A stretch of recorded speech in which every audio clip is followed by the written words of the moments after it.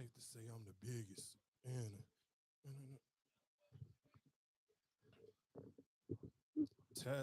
Tat it up. Tat it up. I knew they was gonna do that to me for I shot this.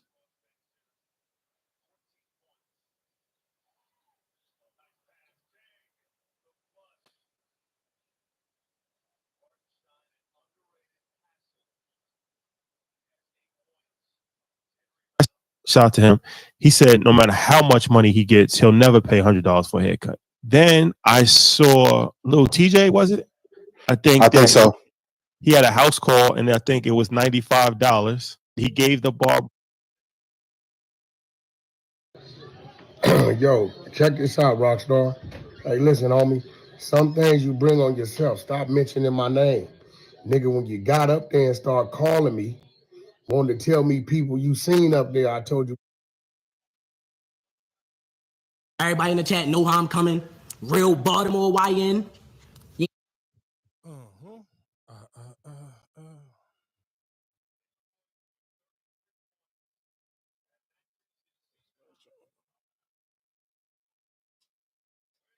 Appreciate you.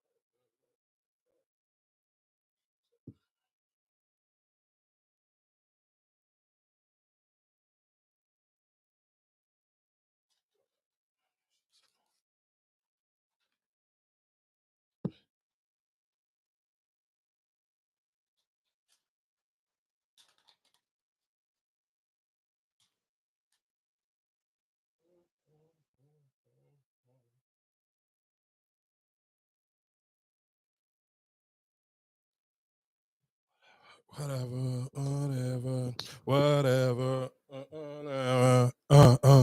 whatever, whatever.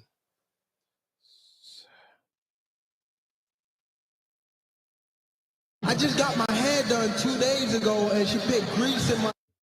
Take out the pocket for that one. Let's go.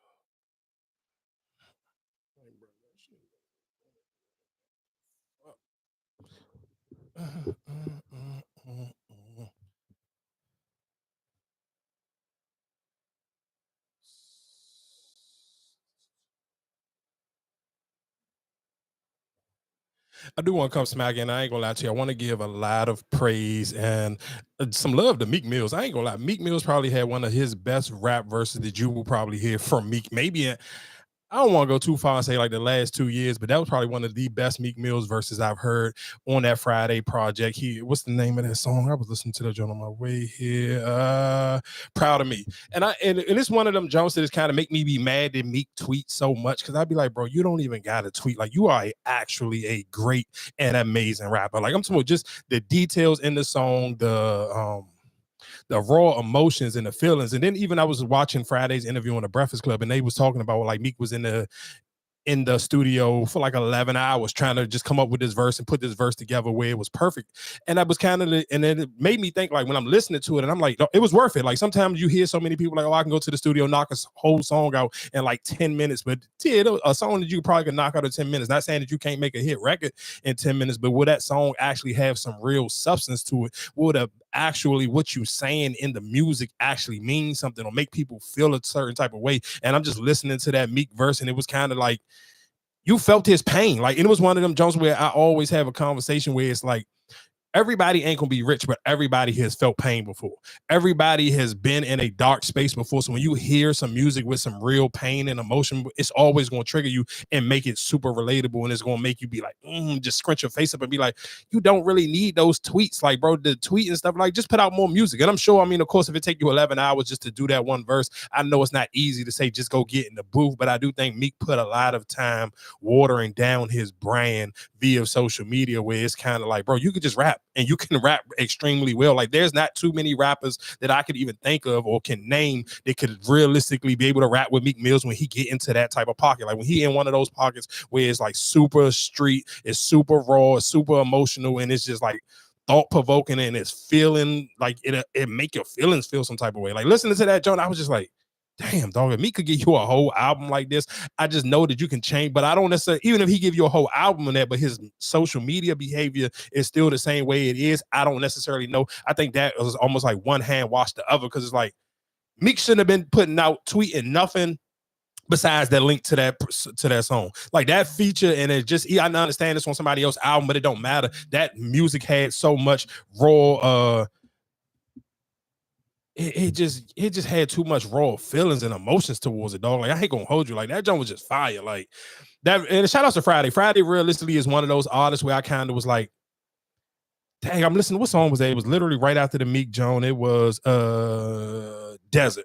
And I was just kind of like, damn, could he really, if he wanted to, do just a whole country album? And I'm just listening to it and kind of was like, he may actually realistically be able to pull off a country album, because he has, again, with the most soulful voices, and one of those voices that just sound very emotional. I do honestly think he could realistically pull off a whole country album if he actually wanted to. So again, like I said, shout outs to Friday. Again, shout outs to Meek Mills. Like I said, that to me, I know 2025, we only 2 months, we're going in 3 months into the year, but if I can give Meek realistically right now runaway for verse of the year. Like, that verse was just so, man, that verse was perfect. Like, I don't think you can ask for more perfect verse from somebody, especially on a feature song. Like, man, again, like I said, shout out to Meek Mill, shout out to Friday. That was a great jump. But of course, I mean, moving into the weekend, talking about what grabbed majority of people's attention, of course, was the Gervonta Davis fight. And I ain't gonna lie. Shout outs to Roach. Shout outs to man, I was about to mess my man name up. Lamont Roach. He did exactly what he was supposed to. It's like you on the biggest and brightest stage. You can't ask for a bigger dance partner, and you showed up. Everybody, I'm talking about, and I respect that people kept it a bean with him, even in his interviews. I watched his Breakfast Club interview, and Jessica Harris, of course, she's from Baltimore. She was kind of like, yeah, I never heard of you before. And I live in the DMV area. And like I said, I'm not going to say I've never heard of him because I know a lot of people who are really into the boxing scene in the DC area because it is a huge boxing scene in the DMV area. So I do know people who know him, but we talking about a household name, a name that kind of really draws attention to people. I don't think he had that name, and he knew that. And that's why he even kept shouting Tank out, like, thank you for even putting me on this stage and allowing me to be able to I mean, it's your first fight of the year. So allowing people to really actually tap in. And I do think realistically, one thing I would kind of, I mean, of course, this is like just on some hindsight 2020 and just wishful thinking. I honestly wish they would have did the fight in the DMV area. I know Baltimore doesn't have a big enough arena probably to hold a Tank fight actually, but even if they would have took it back to Capital One, just because the CIAA was here over the weekend, and I think just keeping all of that black energy in the DMV area, it would have been tight because people could have kind of just actually just bounced around from DC to Baltimore the entire weekend instead of just taking it to the Barclays Center. Because I don't think I mean, of course, just the name of the or of the Barclays Center, but we talking about seating wise, the Capital One Arena and the Barclays Center maybe literally off a couple hundred people from each other. I think one can hold. I want to say I think the Barclays Center hold maybe 21,000, and I think what's they hold the most? What? The Verizon hold the most. Yeah, so then that's my point. So what was even the purpose of even taking it there? And that's why you could. I mean, like I said, I'm sure they may have just not thought about twice about it, or maybe thought that they didn't want to give. Bring them money. You said bring who money? Them no money. What you mean who? I'm pretty sure probably the seating. They don't. I don't because what was the last one? Was it? What you mean? If the Capital One hold more money, if the Capital One hold more people, but I'm just saying, bring more money. But I'm saying, like because it's New York, so that's what I'm saying. I feel like they probably would spend more money. No, the price of a fight is going to be a price of a fight. I just think realistically, I think just the Barclays Center, just that allure, because it's New York City, I think that just allure by itself is kind of what more of a draw. If you're sitting here saying, okay, hey, you want to do a big fight at the Barclays Center in New York City, or do you want to do the Capital One Arena? And it may be just for both of them, they kind of say like, maybe let's make it a little bit more of a neutral ground place. So, I mean, I kind of get it, but just to me, I'm just saying, just in a perfect world, I would have preferred them to take that fight and keep that fight, especially because a lot of the undercards on that fight was also from the DC area. So I do just think realistically that to me just would have made a lot more sense. Like, hey, just bring it to the Capital One. I mean, it's Tank. It's going to sell out regardless. It don't matter where he was at. So, I mean, just to me, just to keep that whole energy just actually in the DMV Baltimore area, I think it would have been perfect. Like I said, and it kind of made me question a little bit, even when just going around the CIAA area in Baltimore over the weekend, it made me think like, sometimes with black people, do we try too hard to be over things or make it seem like I've outgrown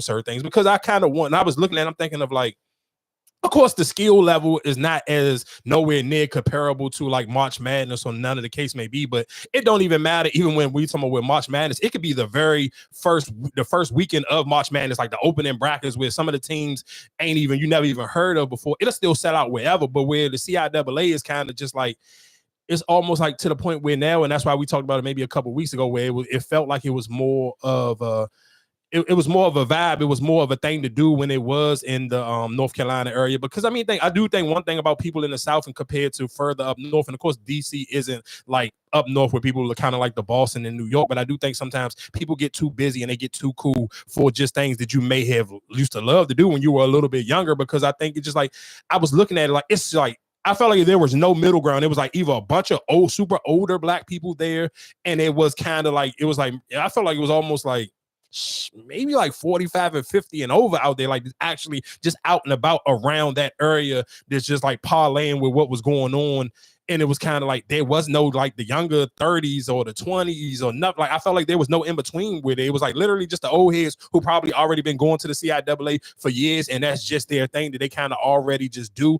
And it's just like, I was like, damn, it just felt like maybe if Tank and them was here, it kind of would have just helped keep that energy. Because sometimes you just do need something refresher, because it's not like, I just feel like it ain't no real promotion behind the CIAA. And I don't think it needed it at the time when it was in North Carolina, because I felt like it just was like the draw, like even just the rappers that was there. It's people just like to travel down south a lot. I mean, I guess it's easy to travel down south than to come up north. Why you say that? I just feel like that's more of a event. You got better weather.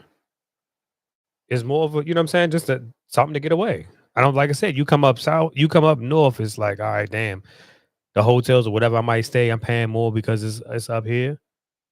Like that's more of a, you Yeah, know I mean, what I'm saying? Like, that's a good point right like there. A&T, like them homecomings and all that. I think Like, the hotel price right there, I think that to me, I'm totally with you on that one. I do agree. I don't know how much the weather is a dramatic change from North Carolina to Baltimore, but I do agree with you with the hotel prices. I totally agree with you on the hotel, especially hotels actually in that area, in that downtown Baltimore area by the harbor. I do agree with you. Like if you probably, I mean, well, I don't know, because Charlotte ain't. I mean, well, Charlotte is such a up and coming area now where it's like I do hear even a lot of people who are from North Carolina, especially even close to that Charlotte area, complain about how they're kind of just trying to price out the people who are born and raised in that Charlotte area. So, I mean, I'm sure you hear those complaints a lot about it. Don't matter what the area is. But I do agree with you. You might be absolutely right. It just may be more financially responsible to travel down south than it is to go up north. But it's just still, even for people in the DMV area, it was like, I felt like more of us used to even travel to North Carolina. Where now you ain't got to get a hotel. You could just drive literally 30, 40 minutes up the street and you could be there, but it's just like it don't have that same lore. And maybe because, like I said, I think sometimes it just goes with an age thing where some people maybe feel like, all right, cool, I used to do the CIAA all in my 20s, and you feel like you outgrow something, but it's like, damn, when you outgrow things, it's kind of like who passes on the torch for the next generation to even be able to appreciate the CIAA. And that can kind of even go down with, I guess, I mean, just with go-go kind of losing its luster, where it's not as ooh and ah like it used to be, because bands used to look forward to, oh yeah, we can go to, we playing the CIAA. And maybe again that goes back from, it's a difference between saying, oh, we playing in Baltimore than you playing in North Carolina, because more seemed like, hey, oh, we playing in North Carolina, it was more of a big deal type of thing than saying hey, I'm playing in Baltimore. So I do think that kind of hurts that little passing of the torch as well. And like I said, to me, I think what would have helped the CIAA out a lot this year would have been to have that Tank fight. But like I said, just I guess moving on to the actual fight and just even some of the actual undercards. Man, shout outs to what's my man name? Gary Russell Jr.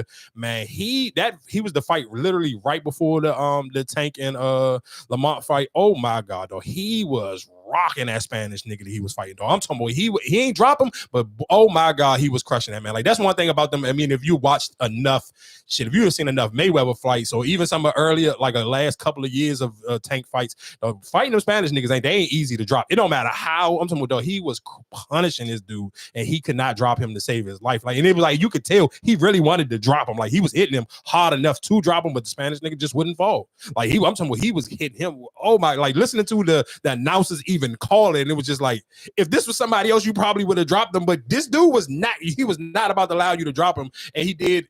I believe he won a belt that night too. I want to say his jump was a 140.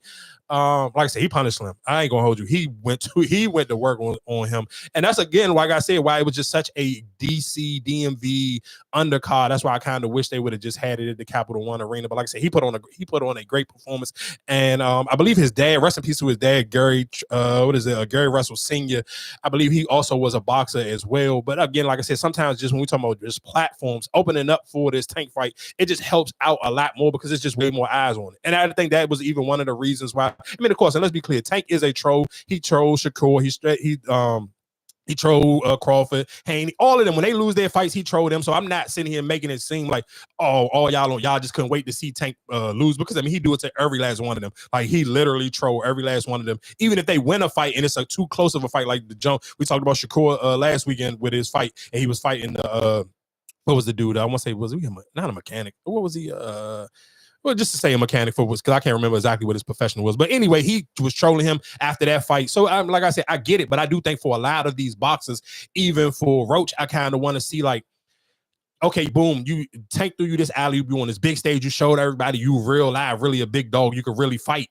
But it's like, now what do you do with that momentum? And I think a lot of boxers kind of lose that momentum. Like I think people, like, just to prove that you are a boxing purist fan, I think a lot of people watch Crawford, but it's still kind of not that allure. Like when Tank fight, it's a thing. Like, and of course that may just be in the black community, but that's the only community that I'm speaking to, or even kind of care about, if I'm being honest. But so when Tank fight, it's such an event. It's like people geek and people stop. Like even when Shakur, he fought last weekend, nobody didn't care. It wouldn't even have been a story if what the dude's actual profession was, who he fought. Like nobody would have cared. Okay, you took Slim to the 9th round, but the only reason why people cared is because he's not a professional boxer. So that's what made it a conversation. So it's just that like, was the one where the dude, somebody got suspended, or Something happened literally. Whoever he was was supposed to fight, I believe he may have got sick or injured or something. Whatever, I forgot what happened, but it literally was just the day last minute, and they just switched the dude out. But my whole point of it is he had a fight. It was a fight, and I think boxers do a horrible, like even when we talk about music, where it's like people are so scared to lose. Kind of even like I said, when we talk about music, when people are so terrified about your first week numbers, it's like you scared to drop music. And I think even for fighters, even for Tank, where you take too much of a break off, and I kind of was wondering, and because it was like, do it necessarily need to be that much of a break? Because I'm wondering, like, how much difference is from being a boxer from being a running back in the NFL?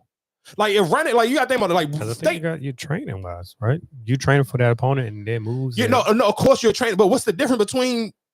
That's why I compared it to football, and I didn't do basketball because football is still a physical contact sport, and people are like, you don't even hear. I'm not sitting here saying there's not CTE with boxing. I'm sure it is, because if you listen to you listen to Mike Tyson talk, you listen to Evander Holyfield talk, or even late Muhammad Ali, when you hear some of them talk, you can tell that they ain't still got it all upstairs. But still, when I'm thinking about like a football player from like somebody like a Derrick Henry or Saquon Barkley, they take a lot of pounding, and I kind of wonder, like, damn, why do so many boxers take so long off in between fights? Yeah, of course you're training for your opponent, but yeah, I think you can lose it. Because let's say if Lamont don't take another fight for another 3 or 4 months, I don't necessarily, because out of sight, out of mind. You're not already a household name. So if you take two, if you don't, to me, the smart thing, if I was managing Roach, he should have a fight already for Memorial Day weekend, because you kind of want to keep your name wise hot. Because if you wait too long and you go to Labor Day, I may forget who you are. I might not remember, oh, this was a dude who fought Tank by Labor Day. You know how much, think about how much content people take in and how many hot stories is on the Shade Room or on ESPN or whatever the case may be, where you'll completely forget about this. By the time the NFL draft come in, you say, well, where we in NBA playoffs, I'm not even thinking about who Tank fought a couple of months ago. So if you don't kind of already got like, you should have, to be honest, I'm keeping it a bean, if you kind of believed in your ability to fight, I would have already had a fight in the pocket lined up for Memorial Day weekend after Tank win, lose, or draw, because now people at least still got to see your skill. Because now, like I said, again, when are you going to promote? And then when will people be locked in like they was? And that's one thing I can say about even just what's so. But is the field that open? Like, is it? You know what I'm saying? You may not fight somebody as popular as Tank. Of course not, because it's not. Tank is a one-on-one type of popularity when you're talking about household name into boxing. But that's why. But I'm saying, but don't it come behind like on promotion wise? Like, I'm just not going to just throw a party together if I know I'm not going to make no money. So that's why I'm just. I mean, no, of course you. I mean, and I like that breakdown. You're absolutely right. But still, it's to the point where it's like, yeah, but you still kind of need to be ready. Yeah, but I'm pretty sure you're getting ready, you're sparring, you're doing all this for training. That's why I say I don't think their fights be back to back like that, because it has to do with promotion and all that. So your main event fight, it's going to take a while for you to build that up. Like, I get it, because but I'm saying, but you're saying about, we talking about, let's just think about it though. Like, even just now, I mean, even like, let's sit here and say if he don't have it today, but you shouldn't have it. You shouldn't let it linger more than a week or two, because I'm telling you, 2 weeks from now, he gonna go back to the same person. With people, if you're not already a fan of his, you go back to just the same dude. Where I don't necessarily have people going to remember you for it. Yeah, but I think that's the sport of boxing, because like I said, yes, you might fight little undercards or whatever the case may be in between, but I don't feel like that's gonna, like, you trying to draw more people to what? Because like I said, if you draw them to a fight that's really not promoted, or it's like, all right, damn, you fight nobody, they're not gonna really care. So regardless, if you get in a fight, I think you have to fight somebody for them to really pay attention to you. Yeah, but I don't think it's to be honest, I don't think it's enough somebody's. Perfect example. So that's why I'm saying, like, you saying why they take so long, but that's probably why, because you don't have too many options to pick from. Ain't too many people really fighting, or ain't too many people got a name. So it's just like, all right, what are we going off of? Because you can't, and that's why I feel like, even like when a lot of these people get mad at the whole Jake Paul and all them, the shit that they do, but like, they're using their advantage. They're using their promotion, their likeness. No, of course. So, but I mean, I agree with everything you just said. You're absolutely right. And that is the difference between Jake Paul and people, quote unquote, let's just say real professional boxers, is Jake Paul know how to keep himself hot constantly, 20, the whole 24 hours around the sun. He continuously know how to keep himself popular, so he can always be the draw, no matter who he fighting. And of course, if he can fight somebody like Mike Tyson, it's going to be a way bigger draw. But still, even if Jake Paul go fight somebody random, Jake Paul's still going to be able to do numbers because he's Jake Paul. But I think a lot of boxers, because you, like, again, you go talking about training and actually trying to be great at your craft, I do think a lot of boxers don't have the same time as Jake Paul to kind of build up their name. And that's why you kind of even got to give Jake Paul y'all some credit because it's like, yeah, I'm building my name. My name is still my name, and I'm still continuously building my name as I'm still trying to catch on with my skill, so my skill can match my level of name. Where I think a lot of professional boxers is like, yeah, you're great, you got a great skill, but your name don't match your skill almost. Like, it's like, yeah, cool, you're great, but then it's like, what are you going to be the next? That's what I said. I think everybody all the boxers who were trolling Tank yesterday, I understand it because I'm on social media, so I see him trolling them, but it's still like none of y'all really a draw like Tank is a draw. Maybe some people could argue, okay, yeah, well, Terrence Crawford is. I mean, yeah, maybe and maybe not. Like Terrence Crawford, next fight got to be against what's the Spanish white looking nigga? I think what is his name? I can't remember, but he an older dude. Like he older. He like I'm gonna say he may be almost pushing like 40. And in boxing time, like that's super old. It's Canelo. It is Canelo. Crawford and Canelo supposed to fight. So my whole thing, even with that, is like, I don't know. I just do think a lot of these boxers got to kind of figure out how to make this so popular, like how to figure out to keep your name high. Even like you say, if it's just because you don't want to sit here and just keep taking fights, and then some of these stadiums and arenas don't sell out. I understand that, but still, then what do you do to keep yourself popular? Because it's kind of like everybody gonna be looking to fight Tank then, because it's like, I mean, I that's the only thing that I kind of really see to it. I mean, of course, and I will play the clip of him. One of the bigger takeaways of the night was him taking a knee. And then basically, and so some people were, and I seen different people, I even seen people Google the actual rules to the fight, and it was like, if a boxer takes a knee and he wasn't knocked down or didn't take a hit before he took the knee, it's like you can do it. So I seen a lot of people on the, on the fence with it, was like, oh, that's supposed to count as a knockdown or whatever the case may be. So he blamed it on his hairstyle. I just got my hair done 2 days ago and she put grease in my shit, so the shit was like, like when you sweating and things like that and the grease come in my face, it burnt my eyes type shit. Damn, why y'all going like I'm saying bullshit? Like, this is real facts. And I do want to say, and of course, That shit is true. And no, for sure it's true, but his stylist wanted to defend herself and said, bro, I did your hair on Wednesday. Let's be serious. Now my question to her, though. We didn't know who she was. Did anybody? I mean, he tagged her. Of course he did. He ain't tagging he ain't no bum ass nigga. No. That's what she was on his head. He tagged her. That's how people who knew how to find her. Oh, so it was videos of him getting his hair done. Yeah, for sure. Oh, that's what I'm saying. I didn't know. That's what I'm saying. I'd never seen that. That's what I'm saying. Just no. Yeah, they showed. Okay, he showed. He tagged her. Just like, while she was doing his hair. No, because I mean, of course, because that's a part of his look. That's a part of his thing, and he got a new face tat, so he wanted to show off the new tat he got. Yeah, he tagged her in the job. That's how people knew how to find her. That's my only thing. I'm like, but damn, nobody even knew who you were. No, hell no. They knew who she was. No. She knew who the hell no. They knew exactly who she was. Yeah, see, I didn't know. Yeah, they knew exactly who she was. I was about to say, damn, why would you even say anything? No. They knew who she was. They pulled up the video of him getting his head done and everything. But again, like I said, and my only thing to Tank is, I mean, and of course, I'm not like no boxing, whatever they call, whatever that crazy word that people use. I don't know boxing like that. But my only thing, what I would sit here and say to kind of blow me about Tank is, like, bro, you could start earlier. Because even with that fight, like them first couple of rounds, you that was on you. Like, even if the fight would have went exactly the same exact way and nothing would have changed, if you would have picked it up in the first 3 or 4 or 5 rounds, you might have still could have won that fight. But it's just because that first round, you kind of just give it away. You don't care. The second round, you kind of give it away. The third round, you put a little bit more effort. It'd be like, I'm listening to the commentators, and it's kind of like, even when Tank do his interviews, it's like, all right, don't count nothing before the 6th round, but you could be 6 in the hole. So now that means the next 6, you got to put on damn near a complete excellent fight. And I seen a John with one of his, two of his men in the corner. I want the one of the older dudes who always do the talking, and I guess the other guy's a newer guy in his corner. And they was kind of like even arguing where he was like, well, Tank thought he still had more rounds to go, and it was kind of just like, but that's my point. Why wait so late? Like, and I get it. They be like, oh, he's trying to figure out his opponent, but it's just like, all right, make it make sense. Because even go back to the conversation, what you just sitting here saying, okay, you are preparing for your fight, and that's why the fights are so far apart. Well, if that's the case, then nigga come out and get right to it. Like, you sitting here dragging it for 6 rounds where it's like, dog, that's on you now.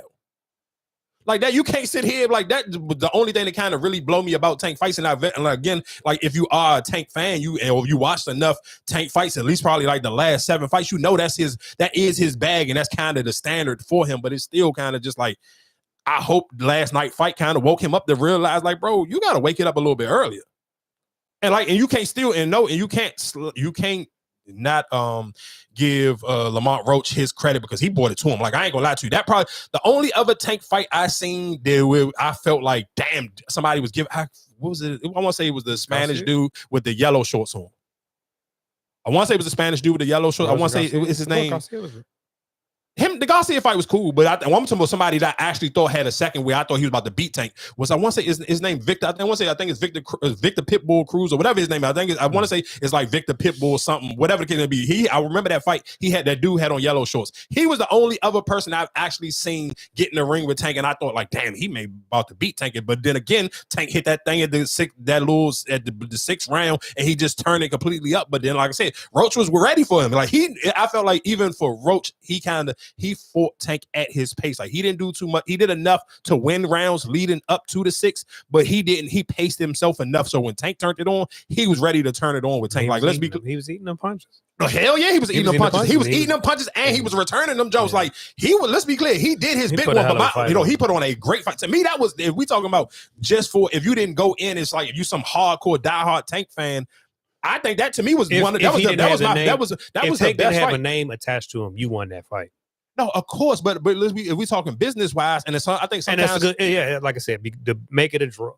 No, but no, not even just to make it a draw, but just like what you just sit here and said just a few minutes ago, was like your name don't carry enough weight. So even if you won this belt, and if we the boxing commission and there's still a business, we still want to make money. I can't make no money allowing you to beat Tank. Because who you gonna fight next? And because Tank talked about his whole retirement shit, like that probably would have just sent them definitely, because he had what he said, I think he got a year left in him. That's what he's saying.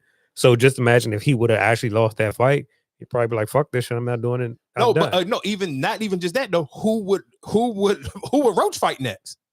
Like, because it would be just realistically like, okay, how would you carry the torch next if you actually won that fight? Even in the fight, he was sitting here saying, "Oh, Tank like during the 11th and 12th round, he was like, Tank was telling him like, bro, you know you're not gonna win this fight. Like, if they go to the card, they not gonna let you win this fight."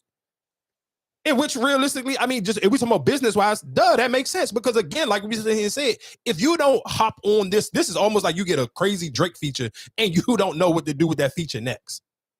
You either gonna be the Migos or you gonna be what's my man on a Tuesday. It's either two ways you're gonna take that. You either gonna take this feature and allow it to escalate your career to the promised land, or it's gonna be like, oh, people gonna remember, oh yeah, that was a dude, he fought Tank, he had a great fight, and then it was like, all right, now what's next? And then you don't come with some hot next, then it's gonna be like, all right, we forgot about you.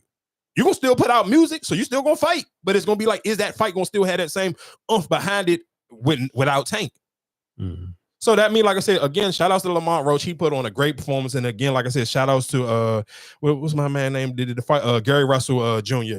Shout outs to both of them. Both of them put on for the city. And then again, shout outs to Roach for even bringing out No Savage. And for people who may not be familiar, if you're not from the I think at first I thought he was coming out with Backyard because he did start off when he first came to the jump. It started off with some Backyard. I was like, damn, if he had Backyard walk out with him, like no, it was a problem because he even said on the hook, Tank, we ain't scared of you. Oh, so once he did it, once he did it. Oh yeah, that was fire. So that's like, when I first heard it. I was trying to look and see if he was. Yeah, that's what I was looking and seeing, and then they changed it to the no, and that is my favorite No Savage song, Reaper. That's probably realistically one of No Savage, probably to me, that's his best song. That Reaper song goes stupid crazy. So for him to even walk out to it, that's a good look. And like I said, for most people, if you don't live in the DMV area, you may not be familiar with No Savage. No Savage is from 37th. Of course, that's the same neighborhood that Shy Glizzy is from, and he is signed to Shy Glizzy. So then he came, of course he was the dude who had the shootout in Tyson's Corner Mall. So I'm sure most people, if that was probably your first time ever hearing No Savage, if you don't live in the DMV area, is when he got in that shootout inside of Tyson's Corner Mall.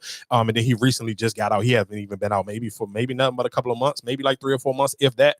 So like I said, shout outs to him for even bringing No Savage out. That was a good look for him. And like I said, I do want to see what Roach can do with this platform next. How fast and how soon can he move on to it? I do think you just need to move on, to me, just like fast, because I see, like, even when I listen to anytime a boxer go up to the Breakfast Club, and a lot of times, like, I feel like Charlamagne be like he promotes Shakur Stevenson more than Shakur Stevenson promote himself. Like, he always kind of throw that mix in, like, oh, and people be like, oh, I want to see Tank fight Shakur Stevenson and this and that. Like, I feel like other people have to lobby for even somebody like Shakur Stevenson more than he can even actually lobby for himself. So I don't want to see Lamont Roach go down that same thing where it's like, oh, people know that you can fight. We've seen that you can fight, but then it's like you will allow. But he had to go up a weight class or something. Yeah, he had to go up. He normally fight at 130 and they fought at 135. Mm-hmm. So I mean, his normal. I mean, he has a belt at the 130 already. So I mean, he can go back down to his thing, or he can kind of prove that he may want to stay at that 135. But just still, again, with all that being said, it's like, Hey, just don't lose. That all I'm just saying is just don't lose what you got going right now. You got the hot hand right now. Your name is scorching hot. Just don't allow it to fizzle out. Because I just do think realistically, 9 times out of 10, that's what's gonna happen. I ain't trying to wish no bad on it, but I just think most people just don't. I don't necessarily most people be really ready for that moment. Like when you get it, it's there, and it's like, all right, what you gonna do with it? But moving into just other ratchet and baby mama drama, that type of laying on social media. And I ain't gonna lie to you, this young lady, realistically, matter of fact, I go Stephon Diggs before I go to Future. So Stephon Diggs, and you know what's so crazy when you see some of these stories, it's kind of like and this is why I hate that I have a conscience, because it was like, soon as I seen it the first time, I was like, oh, I'm about to go make it. Let me go make a video and talk about this. And then it was like literally because I follow this girl. And then one thing I do hate, I hate when the pages who do not actually follow the WNBA, they always use some random pretty girl who played basketball one time before, or she even actually played basketball maybe in college. But I hate, because that's how I end up following her. Matter of fact, what's that? Us the joint did, man. They post all the like female athletes that kind of got some sex appeal to them. What is the joint? I think it's called like Beautiful Ballers, and that's how I probably end up following her, because they always used to post her. Especially I'd have never seen. I mean, I've seen this girl do like some the LA Fitness Center's an empty gym and a dribble in a shot, but whatever the case may be. This young lady is I guess her and Stephon Diggs was in a actual relationship. So when I originally seen the post, it was basically saying Stephon Diggs was suing this girl, and when the original joint didn't go into the things that was sitting here saying what she actually broke. And then, of course, it came out maybe another page later where it was like, because the original junk was saying she was they was suing Stephon. Stephon Diggs wanted to sue her for $250,000. So then the next junk was where it got more into detail, where okay, she broke a watch of Stephon Diggs, she broke a phone, threw a phone in the toilet, and it was a little bit more like her and her homegirl popped up and pulled up with Stephon Diggs and kind of was like getting busy and vandalizing his situation. But then she literally, before all the blogs could pick up the story, she come out with a post on her page and was like, I see that everybody running with the clickbait or whatever the case may be. And she had dates on her junk where it was like June 7th, I believe that her and Stephon Diggs got into an altercation and she had to go to the hospital, whatever the case may be, and sitting here saying he basically trying to, with this story, he trying to get ahead of the story that I guess of her sitting here pressing charges on him for domestic violence. So it was kind of like I'm like, damn. And the crazy thing is, of course, the Stephon Diggs name is a little bit more. It's a more of a hellacious headline. Hey, Stephon Diggs suing this pretty girl, and of course because Stephon Diggs dating Cardi B, attachments to the Young Miami. So it's like his name is hot for that shade room thing. So it's like she ain't gonna get as much post because the NFL pages ain't gonna post her. They gonna only post the Stephon Diggs part. So it's kind of like you get that part, and then it kind of just go on deaf ears where it was like, damn, I felt bad for her. Like, and I even felt bad to the point like, all right, let me see if something extra gonna come out. And I started looking at her Insta story. And then you see people, like whatever. And the crazy thing is, what's the stylist dude who I guess got jumped by his Stephon Diggs' younger brothers, and he posted something like, man, keep your head up. I know how this dude really move, and nobody going to sit here and acknowledge you what you actually going through. So it was kind of just like, damn, I felt bad. So I was just like, man, I'll just talk about it on the podcast. I ain't even geeking a rush because I honestly didn't know like is her story. And that's the sad thing about the times that we live in is kind of like, the person whoever's like, I guess almost cried wolf first, that's kind of the person that everybody going to kind of be a little bit more sympathetic to, where it's like, and then, yeah, I don't necessarily know. Like, I feel like realistically, I feel like she said her story and then people kind of just like, all right, it went, and I don't necessarily know people care for real. And that's kind of like, I felt for her on that one. Cause like, I don't necessarily know if anybody really gonna care. So it's like, I mean, if her junk really don't go to court, I don't necessarily know what she gets out of it realistically, besides kind of like you saving your name at this point. And I even I looked and I said, I'm like, damn, I thought Trey Songz had something to deal with this girl before. And it was, I want to say 50 Cent was saying that was the reason why Trey Songz and Terrence Crawford was about to fight each other. I believe at one of 50 Cent's, Tycoon Weekends in Houston. I believe they got into it over this young lady. So, I mean, like I said, obviously she got a name for herself. Dudes is out here trying to date her or really getting into her. My question for that though, do you like still, because the way you moving and you just like, would you still even try your hand? What you mean? Like, if you was Stephon Diggs, would you even try your hand? Like, if just hearing the rumors or whatever the case may be. Like, I mean, just because, okay, yeah, she pretty, but damn, a lot of shit come with her. I think I guess you know what's the sad thing? Because that's just like even like I said, if as a female, like all right, if you saying like all right, well damn, I know Stephon Diggs got all these bitches, I'm gonna have to, you know what I'm saying? Like, do you put yourself in those type of situations, right? I think most people think that you feel like you can change people, and most people feel like I could be the person who could tame them. They could play crazy with her, even when and we can tie that into this girl with the Future situation. And she made it seem like, oh, she thought it was just her and Future. Like, bro, this is Future. What are we talking about? And it's the same. Like I said, going into the Future girl, it was like this same girl. And I had to catch I made sure, let me slow down. Let me go before I sit here and comment on anything on this. Let me go on Twitter and search this girl name. And I was like, I knew I seen this girl before. This is the same girl who said Lotto got her jumped outside of a club. Oh, really? Yeah, it's the same girl. And then and I'm gonna play another joke. She had a joke with her and DeVito, so it was like some of these people just be on bullshit. Exactly, and that's you trying to come up, and that's what I seen a bunch. And the sad thing is, I seen a bunch of women, of course, condoning the way her back and forth with Future. Oh, I'm locked in on her TikTok and this. And I'm like, bro, that's so crazy. The times that we actually live in, there, like people are feeding into this because I'm like, yeah, people like the mess, but I'm like, bro, you can see that this girl is reaching for a viral moment. Like, okay, the Lotto joke didn't stick because she thought maybe people was like, all right, bro, you got beat up by a rapper's friends. Like, I mean, that's kind of like. That kind of you thinking you tarnishing Lotto name, you kind of giving Lotto credit because a lot of people try to make it seem like Lotto ain't really about that life. So you kind of gave Lotto brownie points. So that one didn't work for you. And then it's kind of just like, all right, cool. Now I'm gonna drag Future in this. And like I said, I mean, let's be clear, she obviously do know Future because there ain't no man answering the phone for nobody, especially you, bro. You Future, so you can't be like, bro, I don't know you. Like, bro, niggas don't got your number. You know, if your number was that willy nilly, bro, you wouldn't even be able to have that phone. You know how many people would be, hey, can you listen to this beat, bro? How much you think I can get it for? You answered that phone literally off the first ring. My page deleted. So now he's threatening to have my page deleted. So if you know, go follow my other page. But it's like, at the end of the day, babe, I will take this off TikTok and we will go to Instagram with it. Okay? I will go to Twitter with it. I will go to ever social. Listen, babe, who are you playing with? Bro, don't worry. Don't text my phone. Don't text. Excuse me? Bro, I don't know you, bro. Stop fucking playing. Listen, at the end of the day, I promise you, on my life, on my fucking life, on everything in my life. All you have to do is shut the fuck up.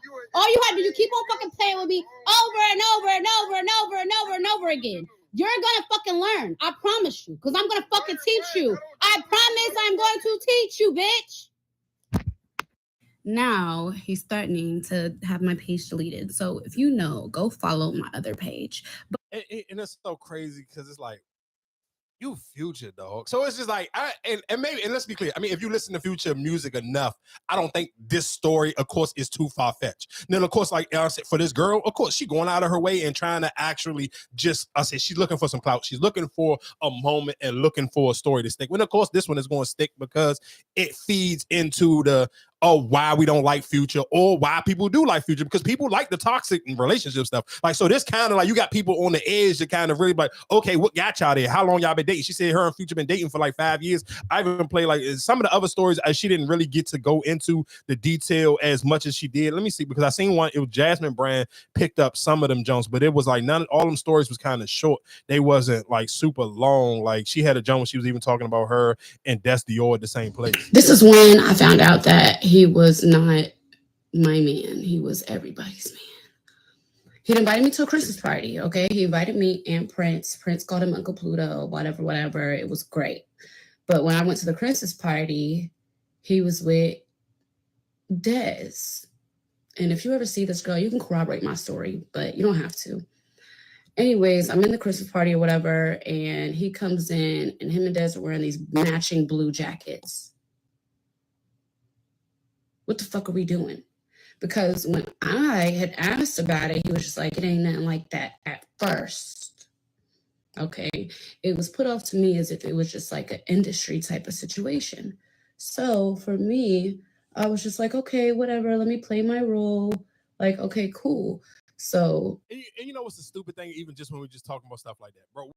And this is how you just know sometimes women just be super delusional and just want to be down with the delusional train. What about Des Dior and Future have to do with anything industry wise. Like what? Like she and Destiny, and let's be clear, Destiny do got a couple songs that do kind of crank, but she ain't to the point where somebody about to sit here and say, "Oh, this is the label making them two date each other." Like she ain't to that level. Like she to the, like, let's be clear, if like Des Dior is like one of the like, all right, if you really on the TikTok or if you kind of like the ratchet reality TV, but you like it a little bit bougie, like that's the level of where most of the women who really in the Dez music. So it's kind of like, all right, they may be hip to her, or if you really a fan of Jada Wade and you like their friendship together. But this ain't something where her and Future was dating. You could be like, oh, he could hit you with the, oh, no, that's just some industry stuff. No, it'd be different if like, okay, if it was him and Lotto, or if it was him and Meg, or somebody, or him and Glorilla, somebody who where actually, okay, it makes sense where it help them sell more it'll help them sell more music. It ain't helping nobody. The only person that realistically, honestly helped, it helped Des. It didn't help nobody else. Like, so I don't realistically, for him to even be able to get that off on you, it was kind of like, bro, you just really trying to be green. But like I said, I understand she's trying to catch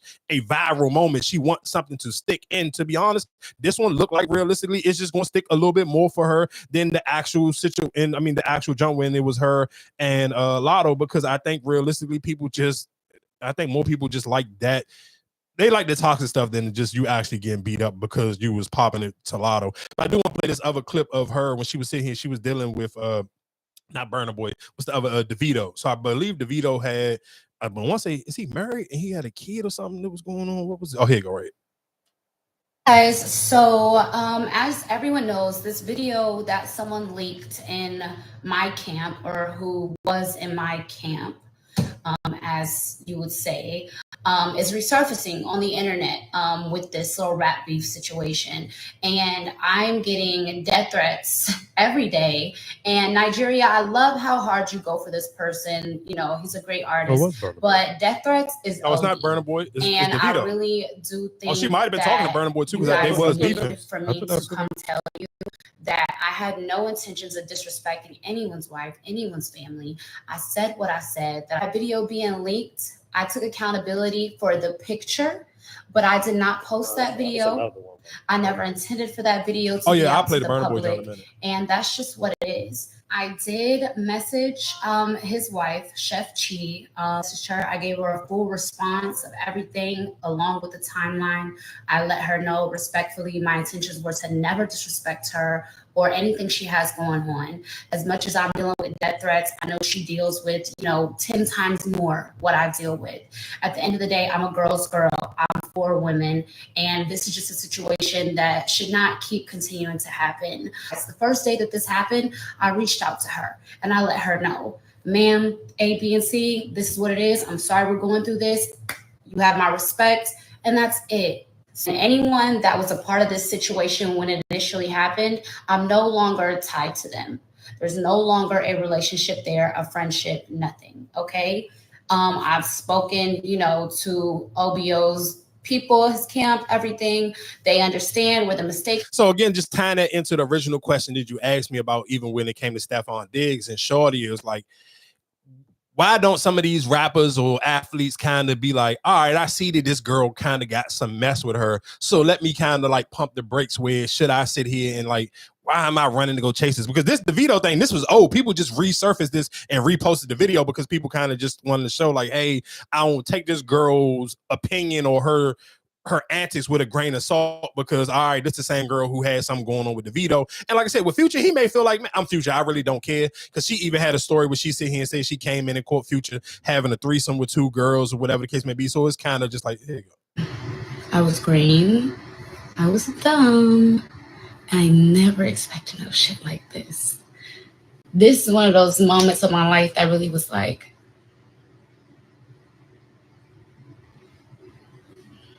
I opened the door to the bedroom. This nigga in there with 3 bitches. Use your imagination. Open the door. I look. I close the door. I call my mom immediately because I was losing it. Losing. Like I said, I'm not mad for Future. I don't necessarily know if this is a bad look. I think it's a good look for Future because she just telling all these stories to kind of just solidify why people like Future. Like, bro, people like the toxic energy. People love that Future got multiple women, and he kind of really just go crazy. Like, this man had a song called "A Part of My Collection." So it's like, it's not none of these stories. It ain't like he ain't put his hands on you. He ain't do nothing. All he did was do what Future do in his music. So it was kind of just like, all right, what you want us to do? Like, cool, people gonna be entertained, people gonna watch it, people gonna listen, but it ain't too much else you can get from me. So again, like I said, just to tie it in and to close this conversation up on it, just like I think men and women both feel like they can bring something different out of somebody. They feel like they can tame the wild beast. So if this girl, if in her brain, she delusional enough to think, oh, I can make Future be a one woman man just for me because he bought me this watch or whatever the case may be, bro, he's a millionaire. Like a millionaire. Like he ain't like some starving artist. Like he can real live really just buy you a watch and it don't mean nothing to him. It's like him taking you to McDonald's. Like, bro, this is not a big deal. Like, let's keep it a bean. And I think so. It's just for some people, I think that they can kind of change it. I don't necessarily, maybe even with the Stephon Diggs situation, I don't necessarily know because I mean, this is the first time outside of his brothers beating up Slim, you really don't hear his name in too much. Like, of course, he got a cool little dating history, but like this type of level of seeing what she's accusing him of with the domestic violence situation, yeah, I don't necessarily know. This one is a new one, and I think maybe that's why. I think even with the blogs, which I said it's kind of sad because you see, I mean, I seen like maybe like some of them might like the Neighborhood Talk may have posted it, but I just don't feel like it had that same oomph behind when Stephon Diggs was like, okay, I'm suing this woman for $250,000 because she broke this watch, this TV, and this, that, and the third. So, like I said, I mean, so me. I mean, how would you just looking on how a lot of these scenarios planning out and all that? Do you still think that all right, these Instagram models is the thing too? No, perfect example. What Kendrick Lamar said in that song, like, I'd rather just be in the house with one woman because it's I'm just saying, outside. but I'm saying the image, like these, like how most people are attracted to the Instagram models or whatever the case may be. Like, do you still think? No, because if we keep it in the bin, you can go make your own Instagram model. If you're that vain and you're just that geeking for a look, you can go make that look. You could sit here and your high school sweetheart and turn her into an Instagram model. Yeah, because I'm just like every time it's like with these, especially like we said with the athletes, it's always something where they in the news about, whatever the case may be, and I'm just like, damn, what really is like the attraction of it? It's just a look. It's a look, and sometimes niggas be groupies for other people. Like, okay, so let's just sit here and say, oh, Rick Ross had her, so now I want her. Oh, Drake had her, so now I want her. Dudes be groupies, so niggas just be. Or sometimes just as a man, you want to feel like, oh, if he could get her, I can get her, and then you end up getting a version of her where she ready to crash out. I ain't gonna lie though, but I was surprised to see Future pick up off the first ring. That for him answering the phone off the first call was kind of just like, all right, you can't sit here and say you don't know this girl. Because if this was just a random number and she called, you wouldn't answer. Ain't no way on God's green earth you would answer just some random number. And you answered that joint with like super animal, like you was ready. Soon as that phone rang, it was like you damn near was waiting for her to call. Soon as that number hit your phone, you was like, like you can't like. Dog, relax. Like you sound crazy, but you sound like a nigga arguing with his girl, and that's exactly how it sound. Yeah, let's get into it. I guess in other news, especially into music news, I do want to play this clip of Nipsey Hussle's brother Blacc Sam getting into it with I want to say with a Crip. He got into it with a Crip, and I guess like the backstory on this exchange that they were having was, I guess this dude is cool with Wack 100. And I mean, of course, after Nipsey passed, Wack 100 kind of was talking. I didn't even say kind of. Wack 100 had some greasy conversations about Nipsey Hussle via YouTube, via No Jumper, via Clubhouse, whatever the case may be. Like his energy and his disrespect. Matter of fact, I even want to sit here like when Nipsey first died, he was like, what make Nipsey a legend and this, that, and the third. So Blacc Sam, and I do want to sit here so Blacc Sam seen do Slim was coming. He's opening up I want to say it's called a Marathon Burger. And it's a restaurant. Well, of course, it's a burger joint. By name, you can kind of get what type of food they're selling. So I guess they were having a grand opening, and Slim was trying to come to the grand opening, and Nipsey brother literally met him right there on the sidewalk and was like, "Nah, you're not coming in here. You're not even like beat it. Like what you doing over here? Because you don't hold." You allow people to talk crazy about Nipsey and they be in your presence. And then Slim was trying to be like, oh, no, it's just some internet shit. Like me and him, like nobody ain't never talked crazy about Nipsey in front of him. And I respect his energy. But only thing I would sit here and say is why the internet is very hypocritical and people got picks because you can't like that behavior. He basically was sitting here saying, if you let somebody play with my brother name and you don't slide for my brother name, you can't be around me. So that for you to allow that to be the energy, you can't sit here and be mad at Lil Durk. You can't sit here and be mad because that when I was listening to it, I'm like, I respect it. If somebody was playing with my brother or somebody I love, cool. I understand the energy he had, but it was just so funny to see people in the comment section like championing that energy because he way older than somebody like Lil Durk. So for people to sit here and be like, oh, you a crash out, like he was basically telling Slim, like, don't come, you allow somebody to talk about my brother, don't come around me unless you gonna go crash out for my brother. So again, like if this was a younger rapper, if this was somebody people didn't hold at a higher level, which they do, Blacc Sam, the way people cherish and love Nipsey, if you didn't feel that same way about him, I've watched people sit here and crucify Lil Durk for the whole King Von situation, or crucify why Lil Durk in jail right now. So it's just kind of just so crazy and so hypocritical how the internet treats people's behavior, where it's like y'all got picks and chooses on who is okay to do certain things and who is not okay to do certain things. But I do want to play this. Also, I want to play this clip of Wack 100. I can't. Only thing about the Nipsey Jones, I feel like it's not like you can hear, but you can't really hear. But I'm gonna try to play it, see how it sounds. It was this clip at Nipsey, bro. I'll play the what's the name first, the Wack 100. Yo, check this out, Rockstar. Hey, listen, homie.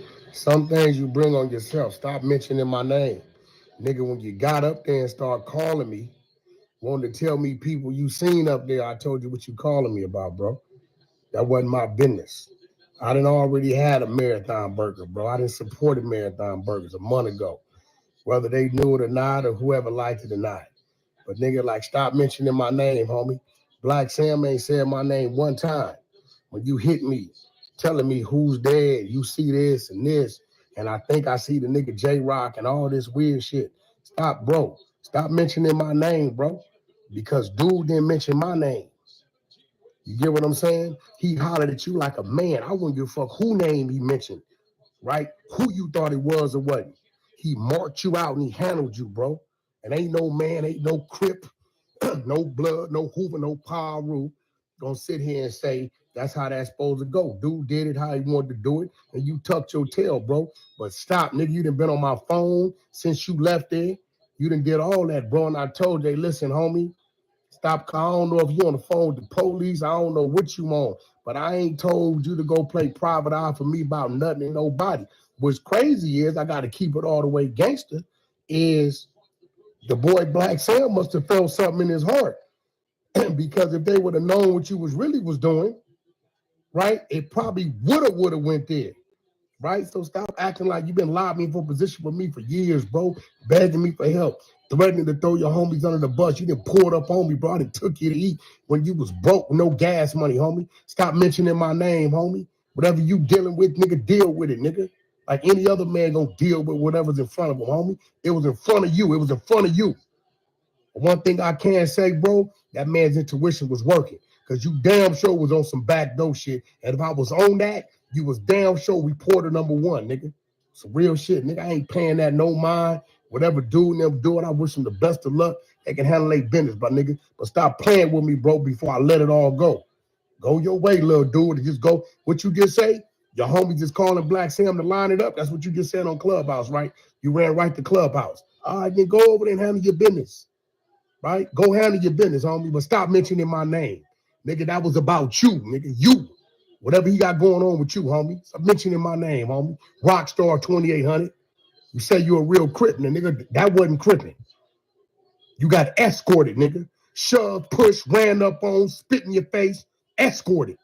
The world seen it, nigga. Kill that bullshit, bro. Your homie should be giving you a DP and a put off. It's a bad look, homie. Real. So again, like I said, shout out to Blacc Sam. I like I said, my only beef is just with the internet because like I said, I know if that was a younger rapper, i.e. Lil Durk, people would have not championed that the same way they championed it because who it is. And like I said, it's the internet. People gonna always have picks and chooses who they celebrate. But I just believe if you are going to celebrate somebody for standing on business and riding for their loved one, I feel like it should just be a complete all around the board. Like, that's just my personal opinion. I felt that same way about Lil Durk wanting to get his lick back or whatever the case may be. I'm always gonna feel that way. I'm not gonna, like, if you actually love somebody in the same way when we sit here and talk about You can't tell people how to grieve. You can't. And you can't tell people how to when to move on or when they should be the bigger people. So like I said, I'm championing Blacc Sam the same way I'm gonna sit here and say free Lil Durk. That will be my whole thing about it. You can't sit here and say, oh, don't. That's my only thing. Don't turn your nose at the Lil Durk and then sit here and champion what Blacc Sam did. That's my own. That will be my only, I guess, where I can kind of leave it at. And the crazy thing is, that's the only thing I thought about. As soon as I didn't even know what was going on in that video, but then I kind of was just like, when I heard Slim say and say, "Oh no, it's just the internet. I don't never let nobody say nothing in front of Nipsey." I was like, "Oh, he said the internet." I knew for a fact he was talking about Wack 100, and that's just so crazy how people really just like, and that lets you know how like the difference between just different. When I always say and say, I want music to be more regional, where it's like, I don't know what it is about the West Coast and especially California in that clubhouse thing. Like, bro, that is their get down. Like Wack 100 real live is probably the person who keep the lights on. Excuse me, on Clubhouse. Like, he is literally the only time I hear anybody ever even mention Clubhouse. It got something to do with somebody from Cali, and it got something to do with Wack 100 and one of their little beefs in California. And like, cause like people in the South, like especially deep in the South, like Memphis, like I told you, like even with the Glorilla and all her people, they on Facebook. And that's just so crazy how just like, it's all social media, but it's still just age broken down, and it's also regional broken down. Because I don't necessarily know nobody in my real life or even in my circumference where I even see anybody ever talk about Clubhouse outside of, unless it's like I said, it's a clip from Wack 100. So again, like I said, shout out to Blacc Sam, but my biggest judge and biggest beef will be just with the people on the internet on how they championing it. And I guess we can kind of move on to a little bit of more real life topics. So in Virginia, there were, matter of fact, this is the news clip, wasn't it? In Portsmouth, 2 men are fighting for their lives after a double shooting sent both to the hospital. It happened just after 9 this morning off of Town Point Road in a populated shopping center. Emily Harrison brings us the latest in this investigation.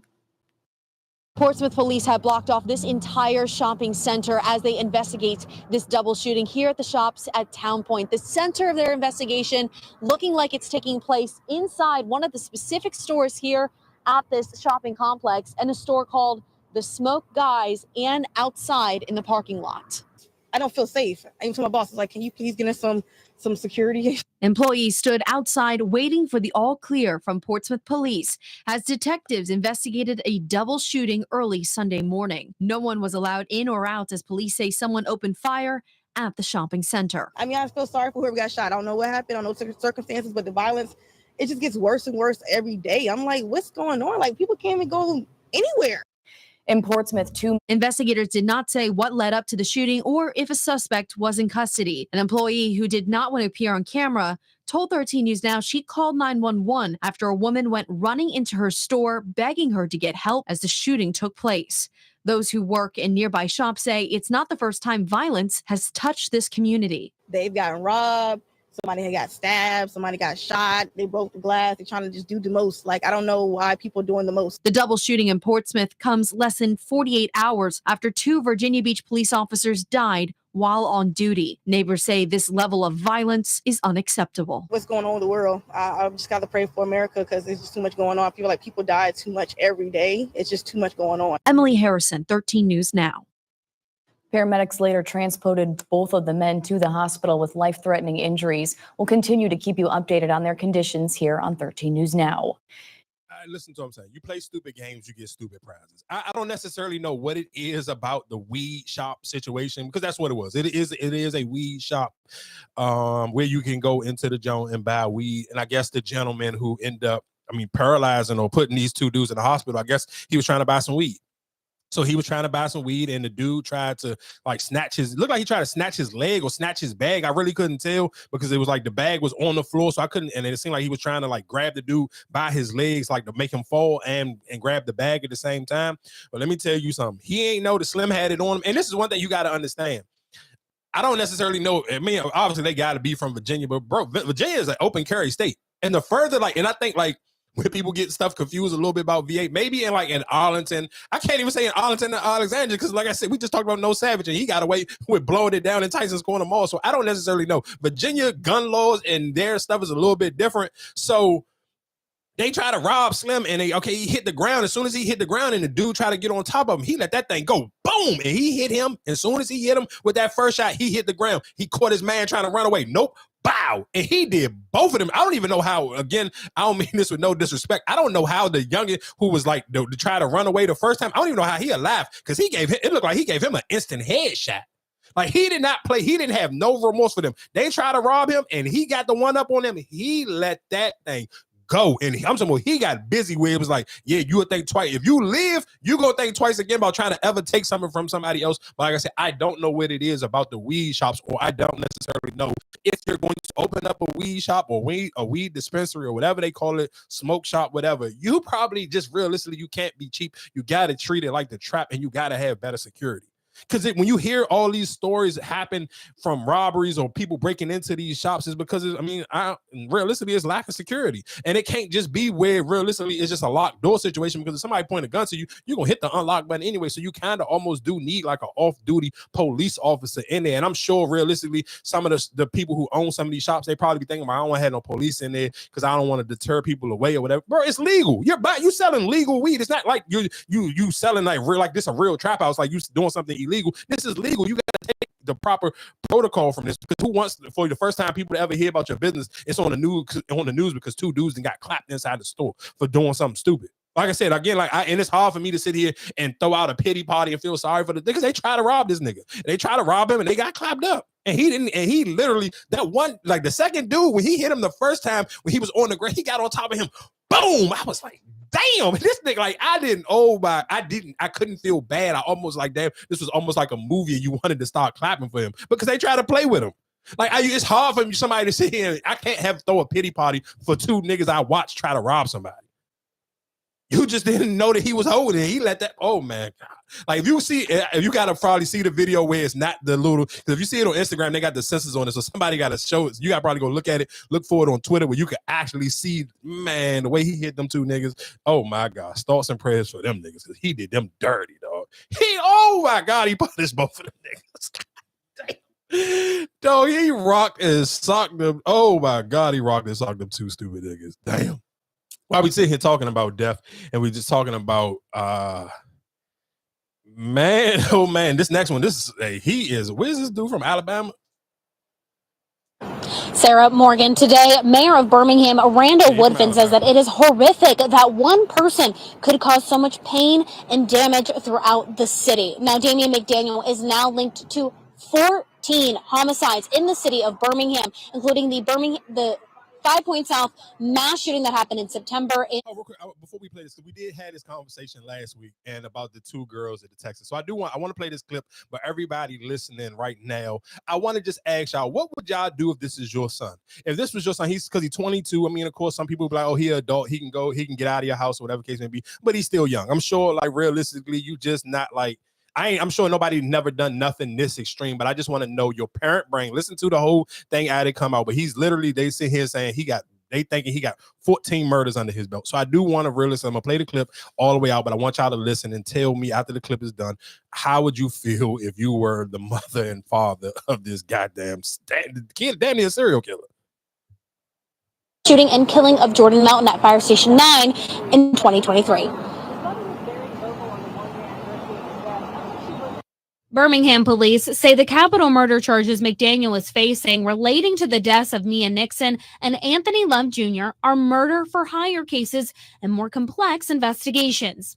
His co-defendant, Charles Nance, is also facing capital murder charges.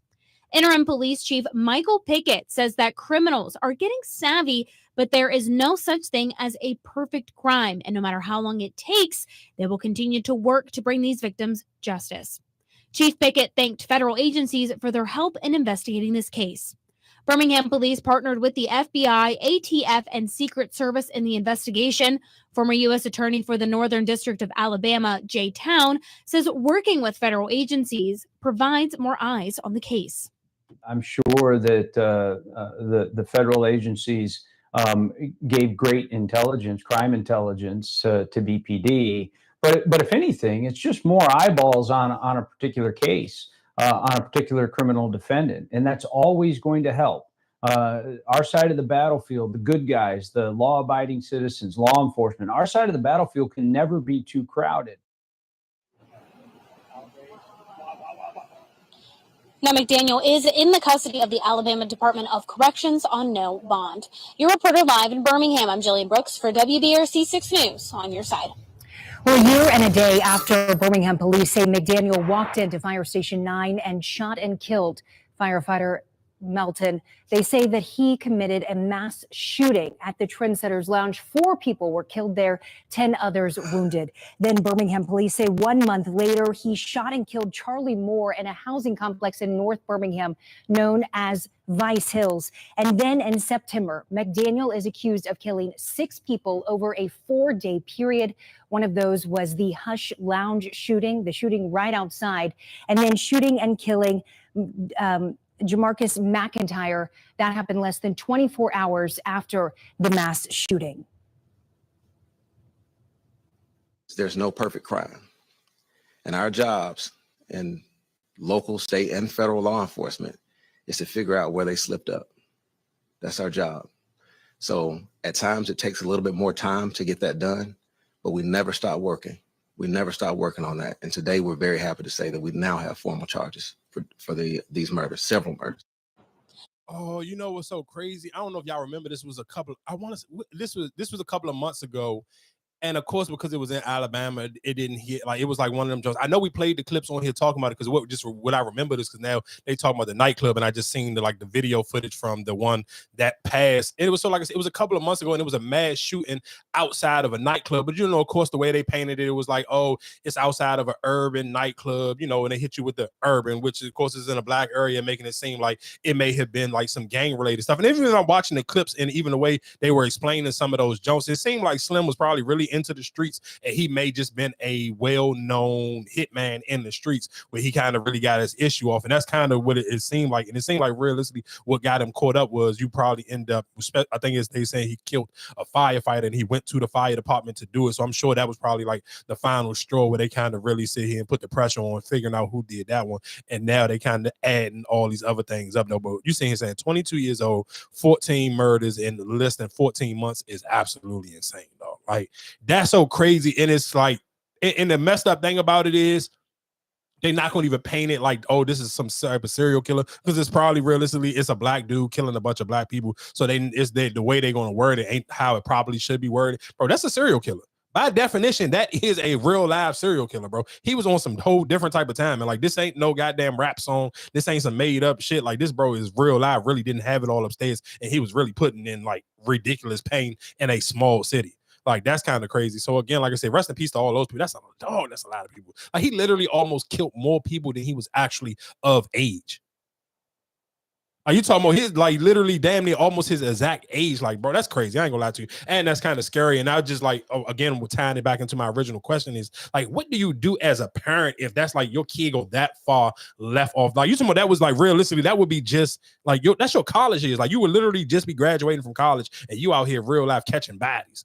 Like, so I guess my question to y'all is, as parents, how would you even, what's the proper way to even kind of, what do you feel like? What would you do? How could you deal with that as a parent? Like, if that's your kid and they have just that far on the deep end. I mean, what can you do? It's nothing you can do. He didn't chose his path. Would you pay for them or get a lawyer? Fuck no. He's a hitman. Hell no. I wouldn't say shit. I pray for him. I wish him the best, but no, hell no. Would you ever go visit him? Fuck no. I'm pretty sure you washed your hands with him the first time or whatever. You know what I'm saying? But the crazy thing is, his looks will be deceiving because he don't even look like he like. He don't look, but that's what I'm saying. But for him to be doing all that, pulling it off, and like he just in your house, you might not know. Nah, though the way I'm pretty sure the way he's maneuvering all that, I couldn't see him. Who's to say he stayed with the parents? Even if he did, what if he was? That's what I'm saying. No, that's what I'm saying. You at some point you had to wash your hands with him, right? You wasn't just a regular day, like, hey, babe, like, oh, have a nice day. You don't know that. Oh, shit. He could be that good that you have no idea. So that's what I'm saying. So what can you do for him? I mean, that's what I'm saying. What can you really do? You can't do nothing unless if they have proof. Then what am I getting you a lawyer for? I'm not getting you no lawyer regardless. So I mean, that just even if they didn't have proof, it's sorry though. 14 ain't nobody. Listen to what I'm saying. One body maybe. 14, bro. It's cool. I'm cool. They need to give you the death penalty. I don't care if you was my kid or not. I'm not helping you. I'm not. Shit, you might go there. Nigga, I'm not even sitting there no thoughts and prayers your way, nigga. I hope you burn in hell. 14 bodies, bro. Yeah, they got a place for you. And they ain't gonna be able to give you that ejection fast enough. And I don't care if that was my son, my daughter, whoever. 14 bodies is ridiculous. Like I said, one, okay, I may be able to sit here and try to figure it out. Maybe something happened. I want to hear out the story. But 14, bro, it ain't nothing. Now, my question would be, if I'm pretty sure he's probably getting paid for this stuff, right? Would you get that money up or give whatever he bought you? Like, would you be like, oh no, I don't want this?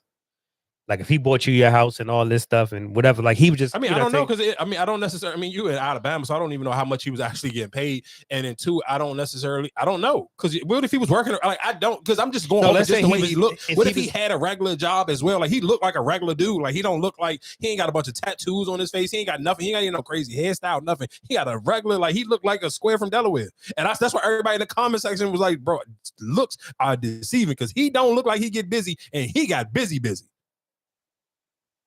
So you wouldn't get nothing back? Fuck no. Nigga, I need this. That's gonna part of my fucking pain and suffering. You crazy as hell? I ain't giving shit back. What are you talking about, nigga? If I don't give a fuck if he bought me a brand new house and paid off a car, I'm gonna drive that car and I'm not gonna never answer that nigga phone calls. Rotten fucking hell, little bastard. You cool? Nah, I don't. She crazy as shit. And I'm driving that car every day to fucking work. You crazy as shit. I wouldn't give a goddamn. I guess we could just to lighten up the mood a little bit and we can get back to it. I ain't gonna lie. I feel like it was a lot of crazy shit on the internet this week. Do you vape? No. As a grown ass man, you should never be vaping, bro.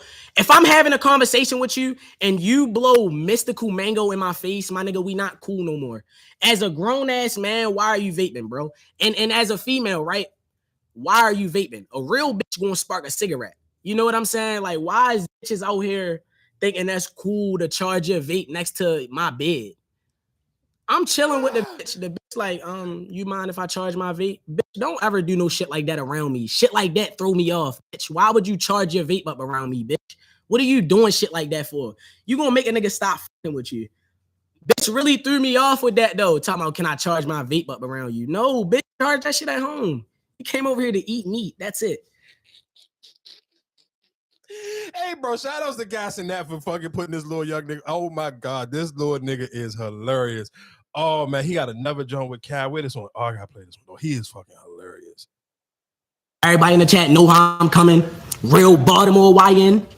You ain't never see Robin from Baltimore. They think I'm robbing, but the whole time I'm robbing. You know how I'm coming. You know how I'm coming. Yeah. Teeth in that bitch throwing up GDK. Show the camera, bro. Your bottom row of teeth is just any type of way. You should have been got veneers, bro. You been rich for a minute. Oh my God. You just playing around with your money. Doing dumb shit, bro. Get your teeth together, my nigga. You trying to be the funniest nigga in the world? Be a nigga with some bitches, nigga. Robin got bitches, gang. Hey, that's me though. Hey, Robin get bitches, bro. That's me though. Talk like this on these streams, dog. Niggas don't be having no dad, no bitches, and no money. 3 strikes, you really out, buddy. You above the height of 6 feet. Or nigga, you not even 6 feet, nigga. I've never seen Batman be that little. Fuck Batman, nigga. You bite size. I mean, I'm small too, though. I'm small too. My bad, bro. I apologize, Batman. I apologize, Batman. I apologize because I'm small too. Niggas be saying I'm petite. I don't get mad. I ain't mad. I'm a little nigga. Fuck it. Above. You want to be on Superman team or something? Let me know right now. Go ahead and bring a 2-week notice in right now. Okay? You know what's up? I'm throwing bees, yo. Batman shit. You know what's up? The bats. You know that. Everybody in the. Hey, shout outs to Lil Ronnie's son. Oh my God, he is hilarious, though. And that's why I said shout outs to Cal because I wouldn't be hip to him if Cal didn't bring him on his joint. And I swear to God, every time them two together, though, it'd be like endless clips. I could literally just watch that joint and laugh the entire day. Man, what else was going on? Oh, real quick, I'm not gonna lie to you. Because I forgot last week too, because I talked about music last week. Shout outs to Lola Brooks and Doughboy. I don't necessarily know if their relationship is real, but if it is, shout outs to them. And the reason why else I say shout outs to them because they played it out perfectly. They had their little rollout. They was looked like they was on a vacation together, whatever the case may be. Shade Room posting them, whatever the little baby watch, whatever the case may be. Cool. All that being said, both of them put out two little lovey-dovey songs back, like literally, if you went on Apple Music last week, it was literally back to back. Lola Brooks had a joint, Doughboy had a joint, but the song just kind of, that's what made me kind of like, damn, I don't necessarily know if this relationship was real or this was just kind of like a good rollout for both of them to kind of, you know, usher in these two different, because it was especially for Doughboy. I've never like, I'm a Doughboy fan, but I like Doughboy when he really like on his street shit. So this was kind of completely different, where it was more like a vulnerable joint, making a song for his girl, whatever the case may be. So that was cool. And again, going into this week, where I'm going to sit here and have to put down my racist card. I know Black History Month is over, so I am gonna get this little. I've been forgetting because my brain just be kind of moving around to 1900 Rugrat. I told Lo, I only could do one white a year. I cannot sit here and use my platform and talk about a bunch of white rappers. But that little 1900 Rugrat nigga, he be cranking like shit. But that little white girl that got the song from Glorilla. Whoa. What the fuck did you just say? His name is what? 1900 Rugrat. Holy shit.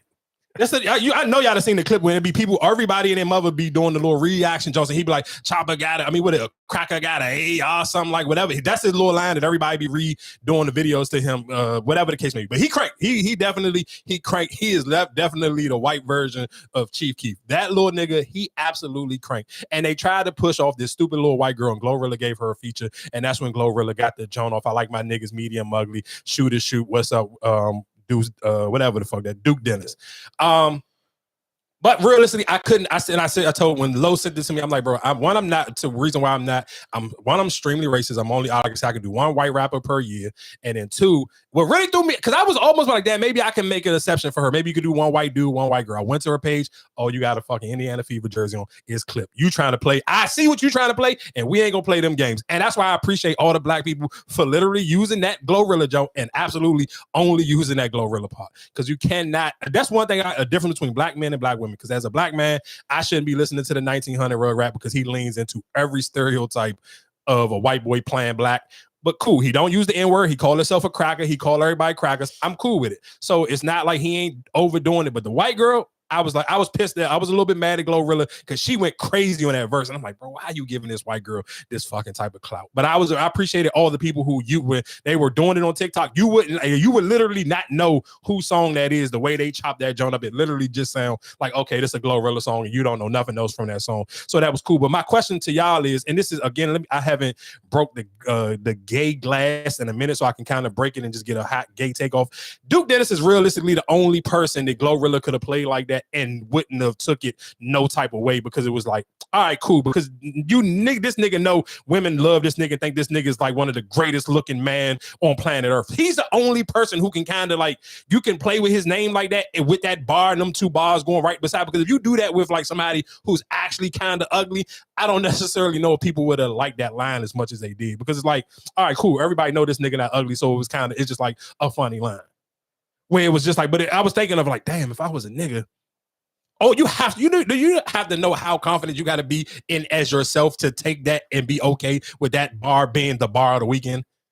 Like, I like my niggas medium ugly, shoot. Shout outs to Duke Dennis. Like, for that to be like, if she said that to like Boss Man D-Lo or Lil Boosie, them niggas would be ready to crash out because them niggas is ugly for real. So you only can kind of throw a bar like that to a nigga with a lot of confidence and where you kind of know, like, nigga, you only popular because you a cute nigga, pause. So again, like I said, shout out to Glorilla. She went crazy on that song. And my last other hot take on music is what's my girl name? Is it Milano or Milano? I forget how the hell the fuck you pronounce her name. But she got on a remix, what is it? Babyface E. He got a song called what is it? PFT. Basically Pretty Young Thing, nigga. She went so crazy on that song. Oh my gosh, she smoked that joint. Oh my Jesus Christ, though. Go listen to that joint. She absolutely went crazy on that song. That's all man. Oh my gosh. I wish you could play. Though she was rapping her ass off on that. She had a bar. Bitches want the top dog. They want to sizzle with me like I'm TDE. I forgot. I know I'm fucking a bar, but dog, she went crazy on that song. I'm not gonna lie to you. Oh yeah, a topic that I've been right on. Y'all know I love to slam dunk the ball when I be right. I sit here and kept telling y'all. And again, of course, people will sit here and tell you having kids is a blessing. It's a beautiful thing. It's a gift from God. All of that is cool unless you are trying to be an entertainer, bro.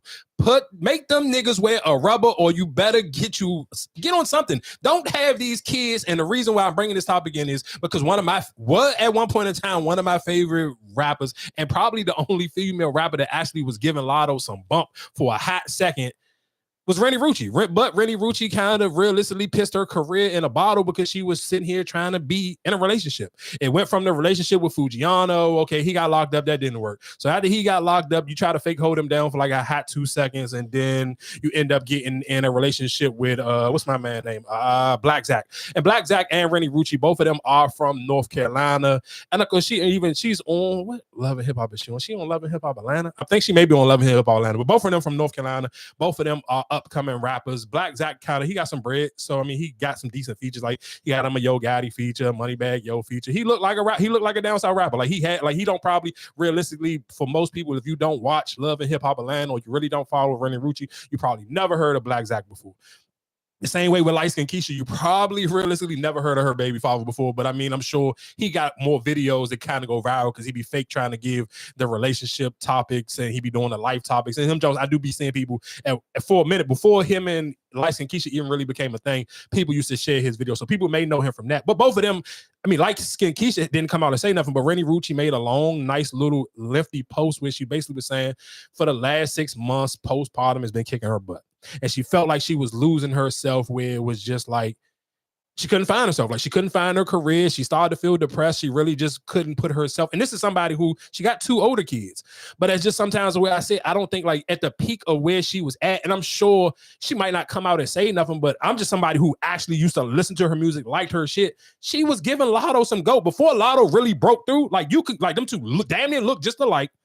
And their music was very similar styles, and that's why they even had their back and forth. Like her and Lotto, real life, really had a back and forth where they was getting to it on the songs. Like so, it was a real thing. This ain't some shit I'm just making up. Like they was getting at each other back and forth.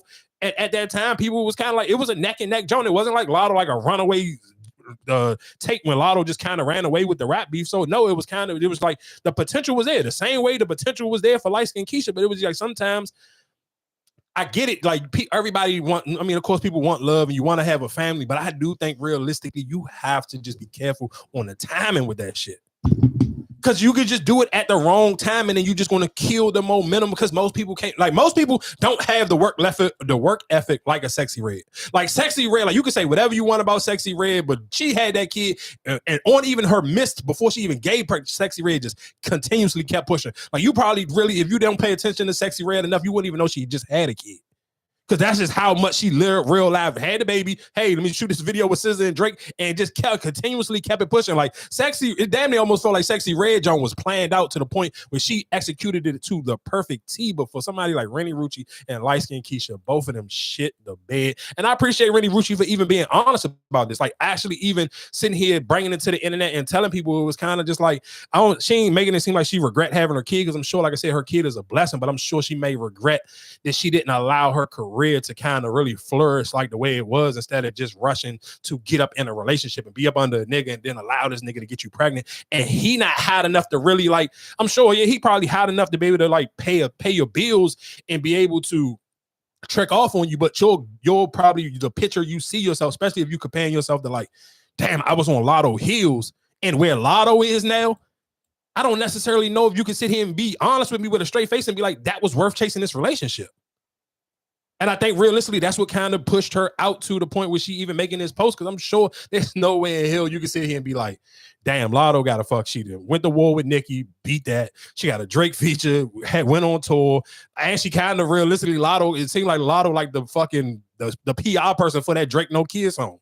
Like, so it's kind of just like, and you in the house with a baby. Like, bro, like that ain't, you can't, it's no other way you can kind of dress that up. There's no way you can kind of explain it to me. That would be my only thing. And again, that's why I said shout out to Coi Leray. At least Coi Leray at this point is still trying to fight for her career and even allowing her emotions to actually just get in the booth. Like Rennie Rucci literally just like got in a relationship, got pregnant, and it was just like, all right, it's over. Like, I'm just happy I got a nigga and I'm happy that I'm pregnant. Like, I guess. But like, just for you to sit here and say, I'm chasing my career, and then they go to just, I'm in a relationship and now I got a kid. Like, man, that shit's stupid. I ain't gonna hold you. Like, I mean, people got their own life, but I just appreciate her being honest and even actually coming out saying something. Cause I kind of like, I mean, I got 2 eyes. I get it. I seen what happened. I guess we kind of get back into just some regular real people news. In Texas, they were sharing a tattoo needle, giving each other tattoos in school.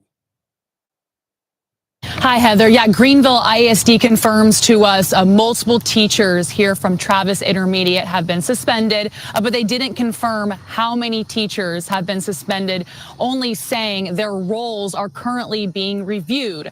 This afternoon, I spoke with a 6th grader and his mother. They tell me that during the tattooing, there was a teacher in the classroom. So now that Greenville mother is wondering, where was the supervision? It's scarred, so it broke the skin and scabbed over. Ashley Armstrong already had a lecture with her 11-year-old son, Jordan. Scabs from tattoos are now seen down his arm reading, "I heart my Lord," plus initials tattooed on his hands. He got punishment for it. He got punished for it. He knows better. He shouldn't have done it in the first place. Now the Greenville mother wants answers. These kids are getting these tattoos in class, and not one teacher noticed it. Armstrong received a call from the school nurse at Travis Intermediate Tuesday. She was told to get lab work done immediately on her 6th grade son. Thursday, Greenville ISD confirmed the in-school tattooing of students. A statement posted to social media read, "Teachers assigned to the classrooms where the incident allegedly occurred have been suspended pending the outcome of an investigation." Going on to say students gave each other tattoos using temporary ink and the same needle. Greenville ISD is working with law enforcement to identify all students involved. The district didn't say how many students were tattooed or how the tattoo needle got into the school. Armstrong's son told her a boy in class approached him and the tattoo was done in the classroom with a teacher in the room. The needle was shared several times from one class to another class to another class. It's with the needle, so I don't care if it's temporary ink or not. But Armstrong is still unsure what is under her son's skin, hoping the scabs don't scar. Test results came back negative for any diseases, but the 11-year-old is due back to the doctor next week as a precaution. This could affect him. Seriously affects him. Yeah, I'm not letting up on none of that. Okay. Well, 2 parents in the room. So this ball is sponsored by y'all. So real quick, I got multiple questions I got to ask y'all for this one.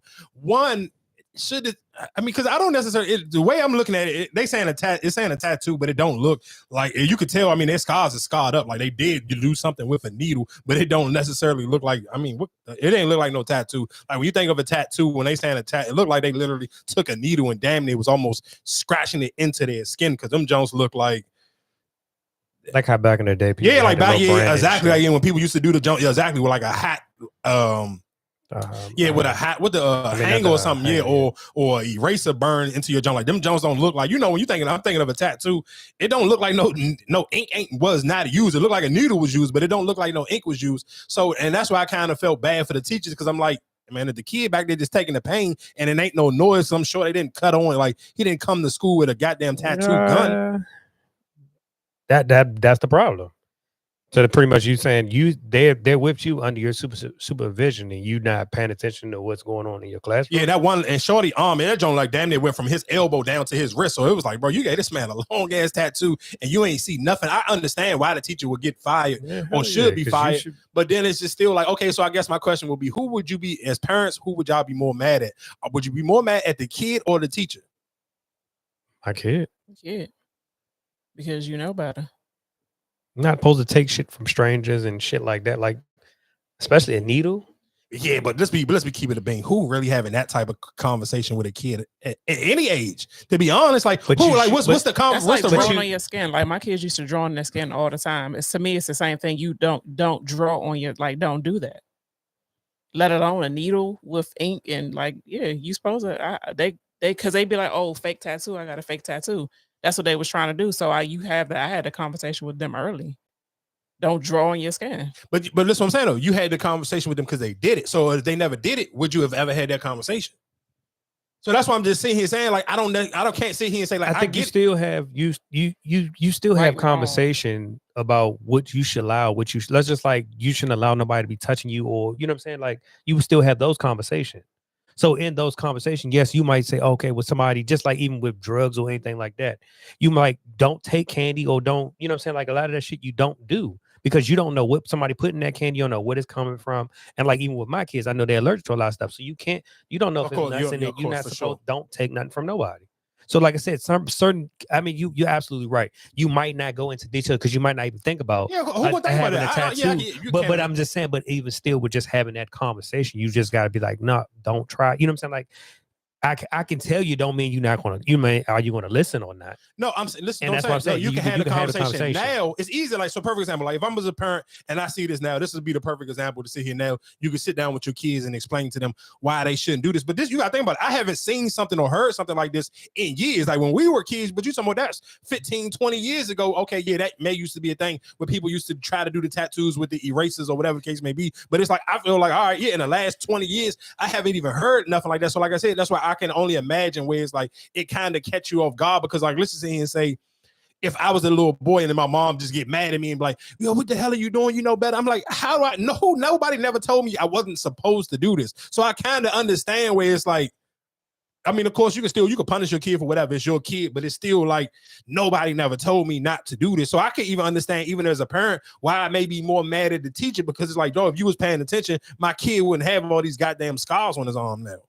Like he had a joint on his one arm and then something on his hand. Like they was in there for a minute and it took some like whatever they was doing, it took some time to actually do what they did. So it was kind of just like, yeah, that's crazy. But I just do think realistically, I mean, I feel like for any parent listening, this was sometimes where it's kind of like use other people as an example so you can kind of sit down and tell, especially if you got younger kids that's kind of moving into that middle school, high school phase where it's certain conversations that you may feel like, damn, I didn't even think about having this conversation. Where it's a perfect example of like, hey, all right, let me show my kid this video so we can sit down and have these conversations so we can kind of avoid just this.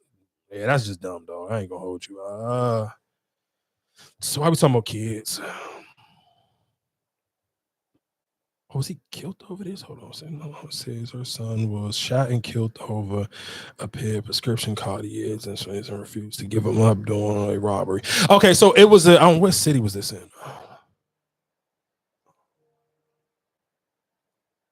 All right, it don't say where it was at, but it was a younger, and this kid like young.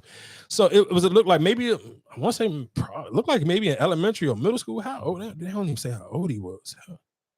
Yeah, they don't say his age. My son was, excuse me. But it was a younger kid. I guess I'm gonna just sit here and say elementary school kid who had some Cartier frames, and he ended up getting his life taken for the glasses. So of course, I mean, if you somebody who may not be familiar with what the Cartiers are, I guess that the best way I can kind of explain them, if you ever seen a Detroit movie or basically, if you ever seen any one of those Detroit hood movies, that's just a Detroit thing. They wear buffs. They call them buffs, and it's a type of glasses that people wear. I mean, I'm sure people do have. I mean, obviously, this little boy had prescriptions in them, but they are some expensive glasses as well. It's like that is like one of the signature looks where some of the especially younger people in their 20s now, where it's like it became, because of course Detroit, their rappers got so popular. So of course, just the internet is gonna be the internet. So you see, these are what all the rappers from Detroit got. It now becomes more of, you'll see a bunch of kids even in the DMV. And when I say kids, I mean people in their 20s with these glasses. Now they are some popular glasses, but them glasses probably start off at like $1,200, $1,500. I mean, they can go anywhere up from there, but I want to say like that's, to me, is like a cheap pair. So it's like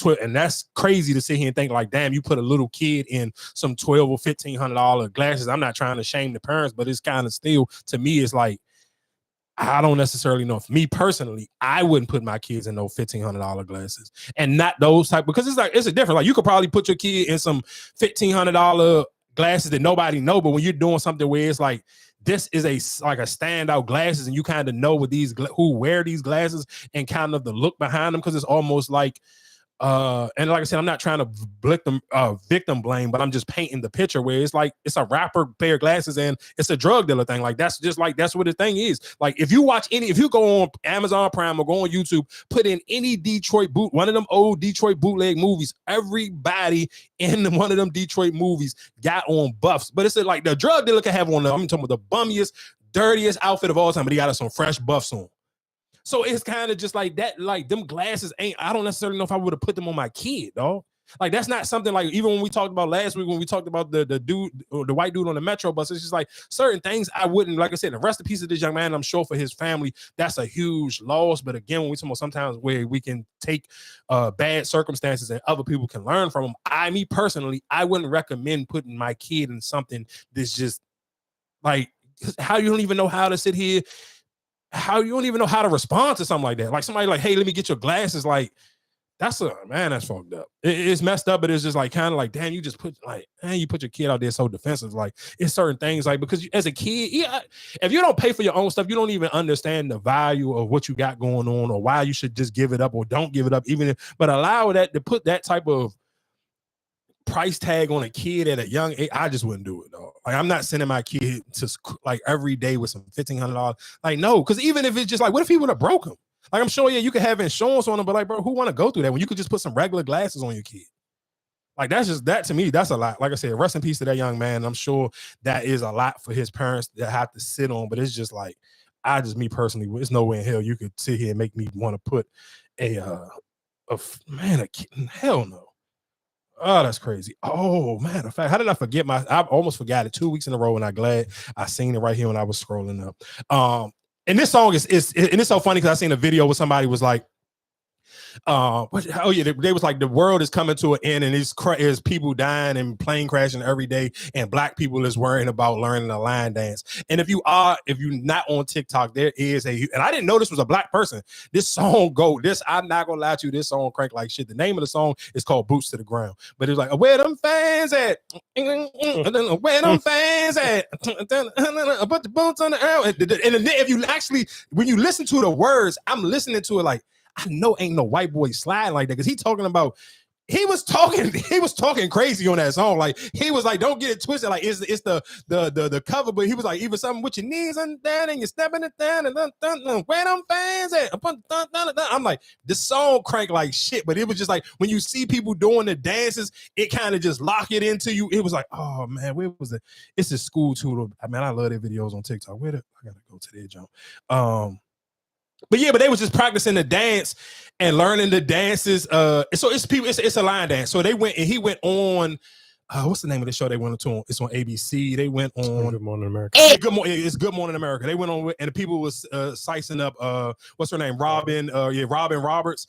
She went crazy on the jump. But the people literally like the first time I think I ever seen it, it was like a little girl doing the dance. And I was just like, hey, what the hell? She kind of smoked this jump. And she had literally like had her some little cowboy boots on and had a fan and she was like on a porch and she was doing the jump. So I kind of didn't pay it no mind. But again, like I said, all you got to do just sometimes put some women in front of you.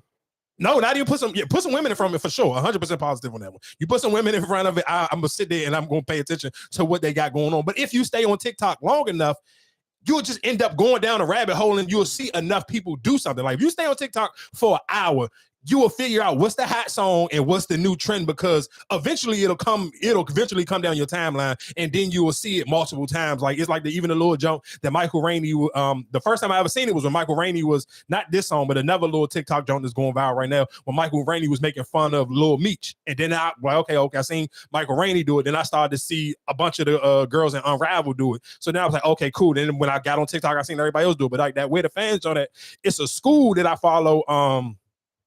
And it's these, oh man, they did a funny jump. But like I said, I meant to talk about that song like a week ago, and I didn't realize that it was becoming a line dance until I seen that. And then that's when I seen the man teaching it. I'm like, oh, this is a black person singing this song. Like that's so fire to me because it's like when you think, of course, even though Beyonce won them awards, and then you still got Shabuzi and all of that, when I think about country, I still never thought that this was a black man with this song until I'm watching him on the jump, teaching them how to do the jump. I'm like, oh, it's a whole line dance. Like that shit was fire to me. But real quick, I do want to play this jump from this school because this one, I want to see if y'all will get this trivia. This lady. Finish this phrase. Why ain't playing? It was wild. All right, Black History Month. Yeah. Finish the phrase. A hard head. Make a soft butt. Finish the phrase. Only a hit dog. Don't holler. All right. Finish the phrase. The black of the berry. The sweet of the juice. Oh. Don't bite the hand. That fish. Yeah. That what? That fish. Oh. A hard head. Make a soft. Ooh. A soft. Ooh. Friend. A hit dog. You don't know what to hit. My mama ain't even talk to me like that. You know what? All right. All right, friend. The blacker the berry. The sweeter the juice. A hit dog. Don't holler. Yeah. Okay. Don't bite the hand. Yeah. Oh. Yeah. Yeah. You had me thinking. Hold on, they got one more jump. They did a jump with the. Where's the? I gotta play the jump when they did the school. Oh, they heard it. Damn. Who led the Underground Railroad? Rosa Parks. Harriet. Come on. What school down there? Hold on real quick because I gotta play this. That's why I'm about to play. These are school teachers. That's why I said let me stop real quick and let me play it again. These are school teachers. So when I said no, they're in a school and the teacher didn't know that it was Harriet Tubman. I said, hold the fuck up. Then I realized they was in Alabama. So I was like, all right, cool. Well, that's the more reason why. No, you absolutely. When they finish going, it do make it a little bit worse. But I was kind of like, maybe she just caught off guard. It's early in the morning. I don't necessarily know. Who led the Underground Railroad? Rosa Parks. Harriet. Come on. What school down in here in Little Rock is famous for Black History? Big Little Rock Central High. Big alumni. You want me to name the Little Rock 9? Minnie Jean Brown. Yeah. Trippy. Yeah. Oh my God. Ernest Green. Melba Batillo. Is your lady name? Okay, you making me nervous. What did Rosa Parks get arrested for? For sitting where the white people was at. On what vehicle? On the bus. Was Black Wall Street located? In Oklahoma. Okay. You knew something about your life. Who led the Underground Railroad? Oh my God, Harry. Yeah. What school is famous in Little Rock? Come on. Little Rock Central. That's it. What did Rosa Parks get arrested for? She didn't get up off the bus. She didn't get off that bus. She was like, I'm tired. Yeah. Where was Black Wall Street located? Is it Atlanta? Come on, friend. Come on. What school in our city is famous? East Dam Downtown Elementary. Our school in our city? And where was Black Wall Street located? Tulsa, Oklahoma. Man, listen. They better get with it. Black History Trivia. Oh, Lord. Who led the Underground Railroad? Come on. What's the answer? What's the Harriet answer? Tubman, girl. I knew that. No. Who led?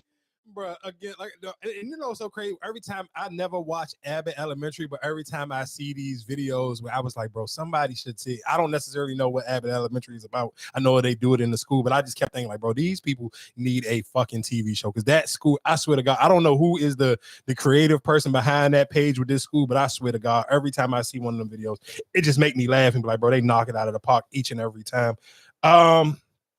Let me play this clip of Matt Rife because you sent this. This nigga's hilarious. Say I heart coming. It's where I'm from. Cumming, Georgia. Go back. Go back right now. There's a place called Cumming, Georgia. I don't know if I can make it. Come. I can wear it. This is for me? Thank you. I appreciate it. Thanks. Where'd you get this? You made this? You're way too proud. It's not that good. All right, relax. I'm not putting it on. I have on a good shirt. How old are you? 23? You still aren't good at arts and crafts? What's your name? Kira. Nice to meet you. Kira, who's your friend? Kendall? Kira and Kendall. Okay. Kira, Kendall, Kelly, KKK.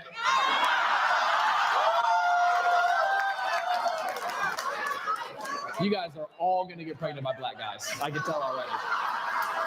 Because God is good. All the time. Boss, hello, boss. What are you her boss at? What's the job? T-shirts. Do you make t-shirts? This came from a business?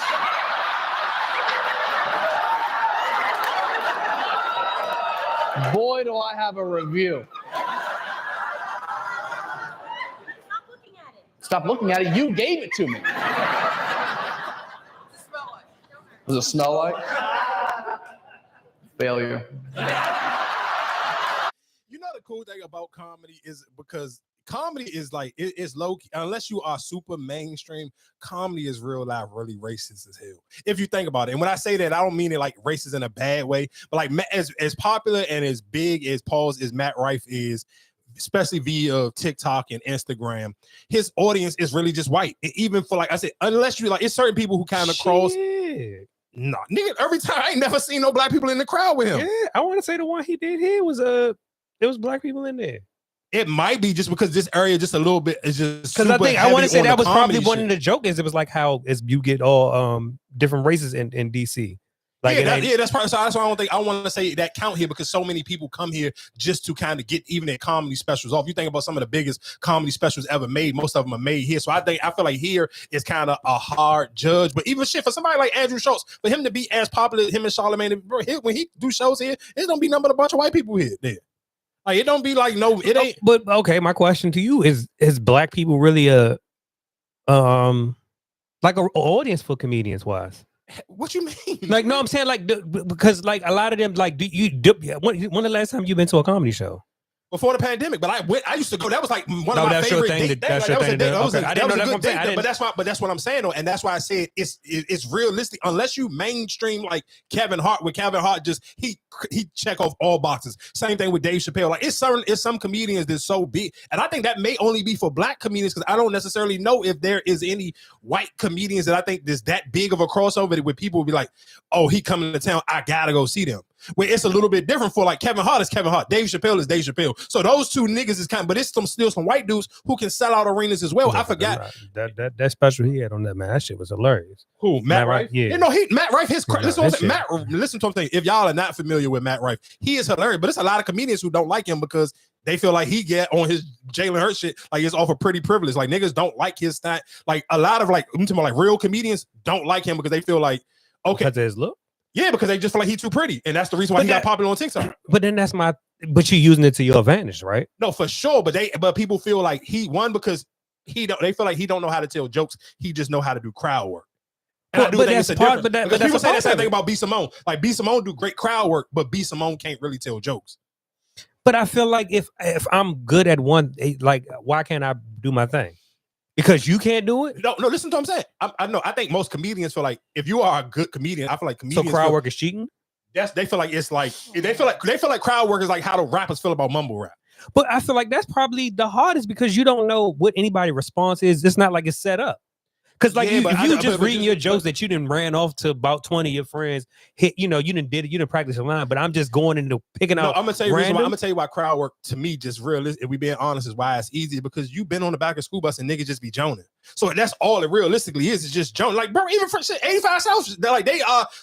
Matt Rife is the white version. It's just him by himself. But they do it 85 South. Like if you seen the 80, if you even compare the Netflix junk, it's literally the same exact shit. It's just the nigga version and the white version of that. Where it's like, okay, they just doing crowd work and he doing crowd work. They just put a little bit more razzle dazzle on theirs because they may pull out and start doing some songs or whatever the case may be, adding a little wild and out type of effect to it. But it's not realistically, it ain't no real.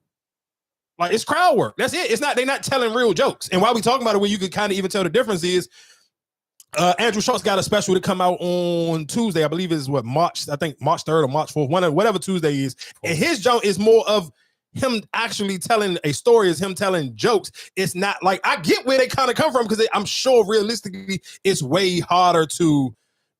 I think it's, to me personally, if I just off of how I hear them explain it, it seems like it's way harder to actually write down a joke and work out the joke, work out the punchlines than you just kind of really finessing off of just crowd work. Because even if you look at Matt Rife's page, he'll never tell them, all his jokes is literally him doing crowd work. Let's be clear, he is amazing at crowd work. Like he is literally like, and that's why I compared it to the 85 South show. Like if you love the 85 South show, he is literally the white version of that, but it's just him solo dolo instead of him and 2 other people. So it's like, that's why I'm saying I'm not discrediting him, but I've just, because of course, I'll just be on internet and just listening to a bunch of interviews and different podcasts, and I've heard people slight him just off the strength of they feel like he kind of lean on his looks and he kind of only rely on the crowd work. Even his Netflix, I think he got 2 Netflix specials, and they're like, the first one was so horrible because he was trying to tell jokes, and the second one came, he literally just did I crowd think that's work. the DC one.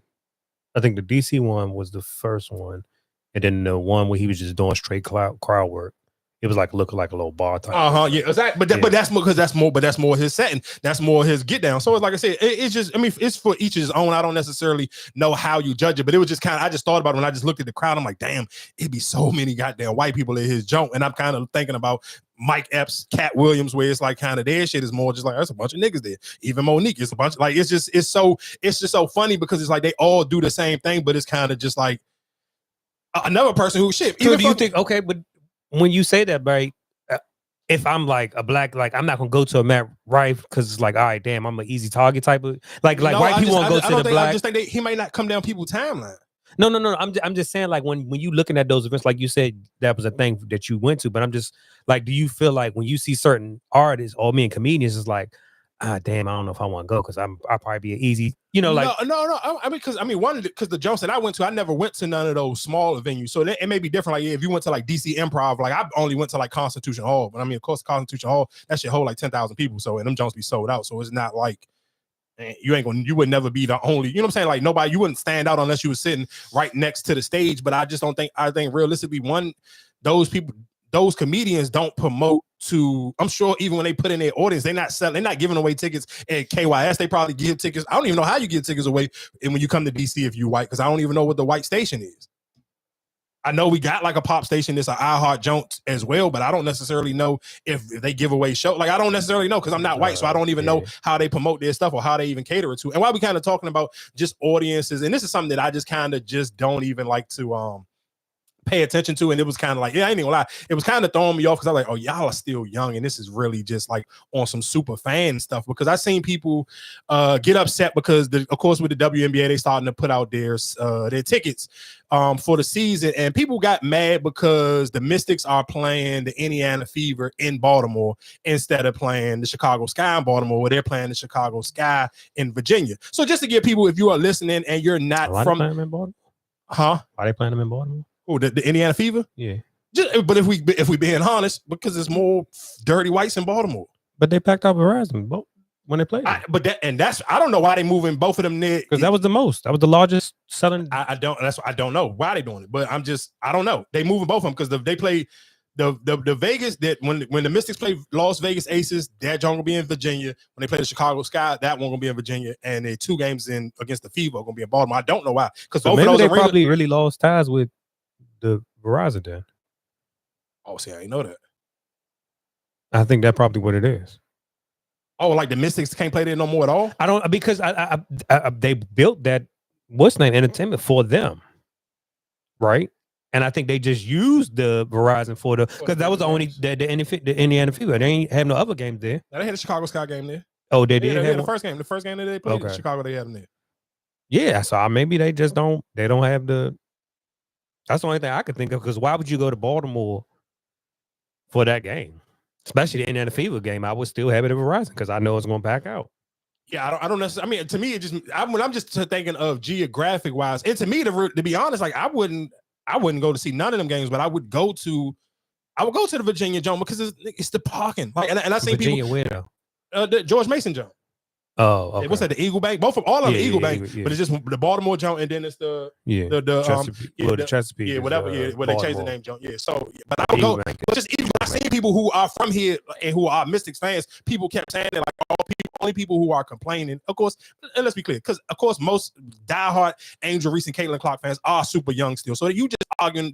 They like literally on the internet arguing like, bro, this is a sport, and y'all on here arguing like this is Drake and Kendrick Lamar. Y'all talking about fucking ticket sales. Who gives a fuck? Like, but that was just but most of them who were arguing ain't none of y'all from here, because to me, what made sense was like, oh, I feel more safer about where you're going to park at driving, even though the Virginia Jones is a way farther drive. But if we just talking about parking and just shit, not really. I feel like they both all the same equal.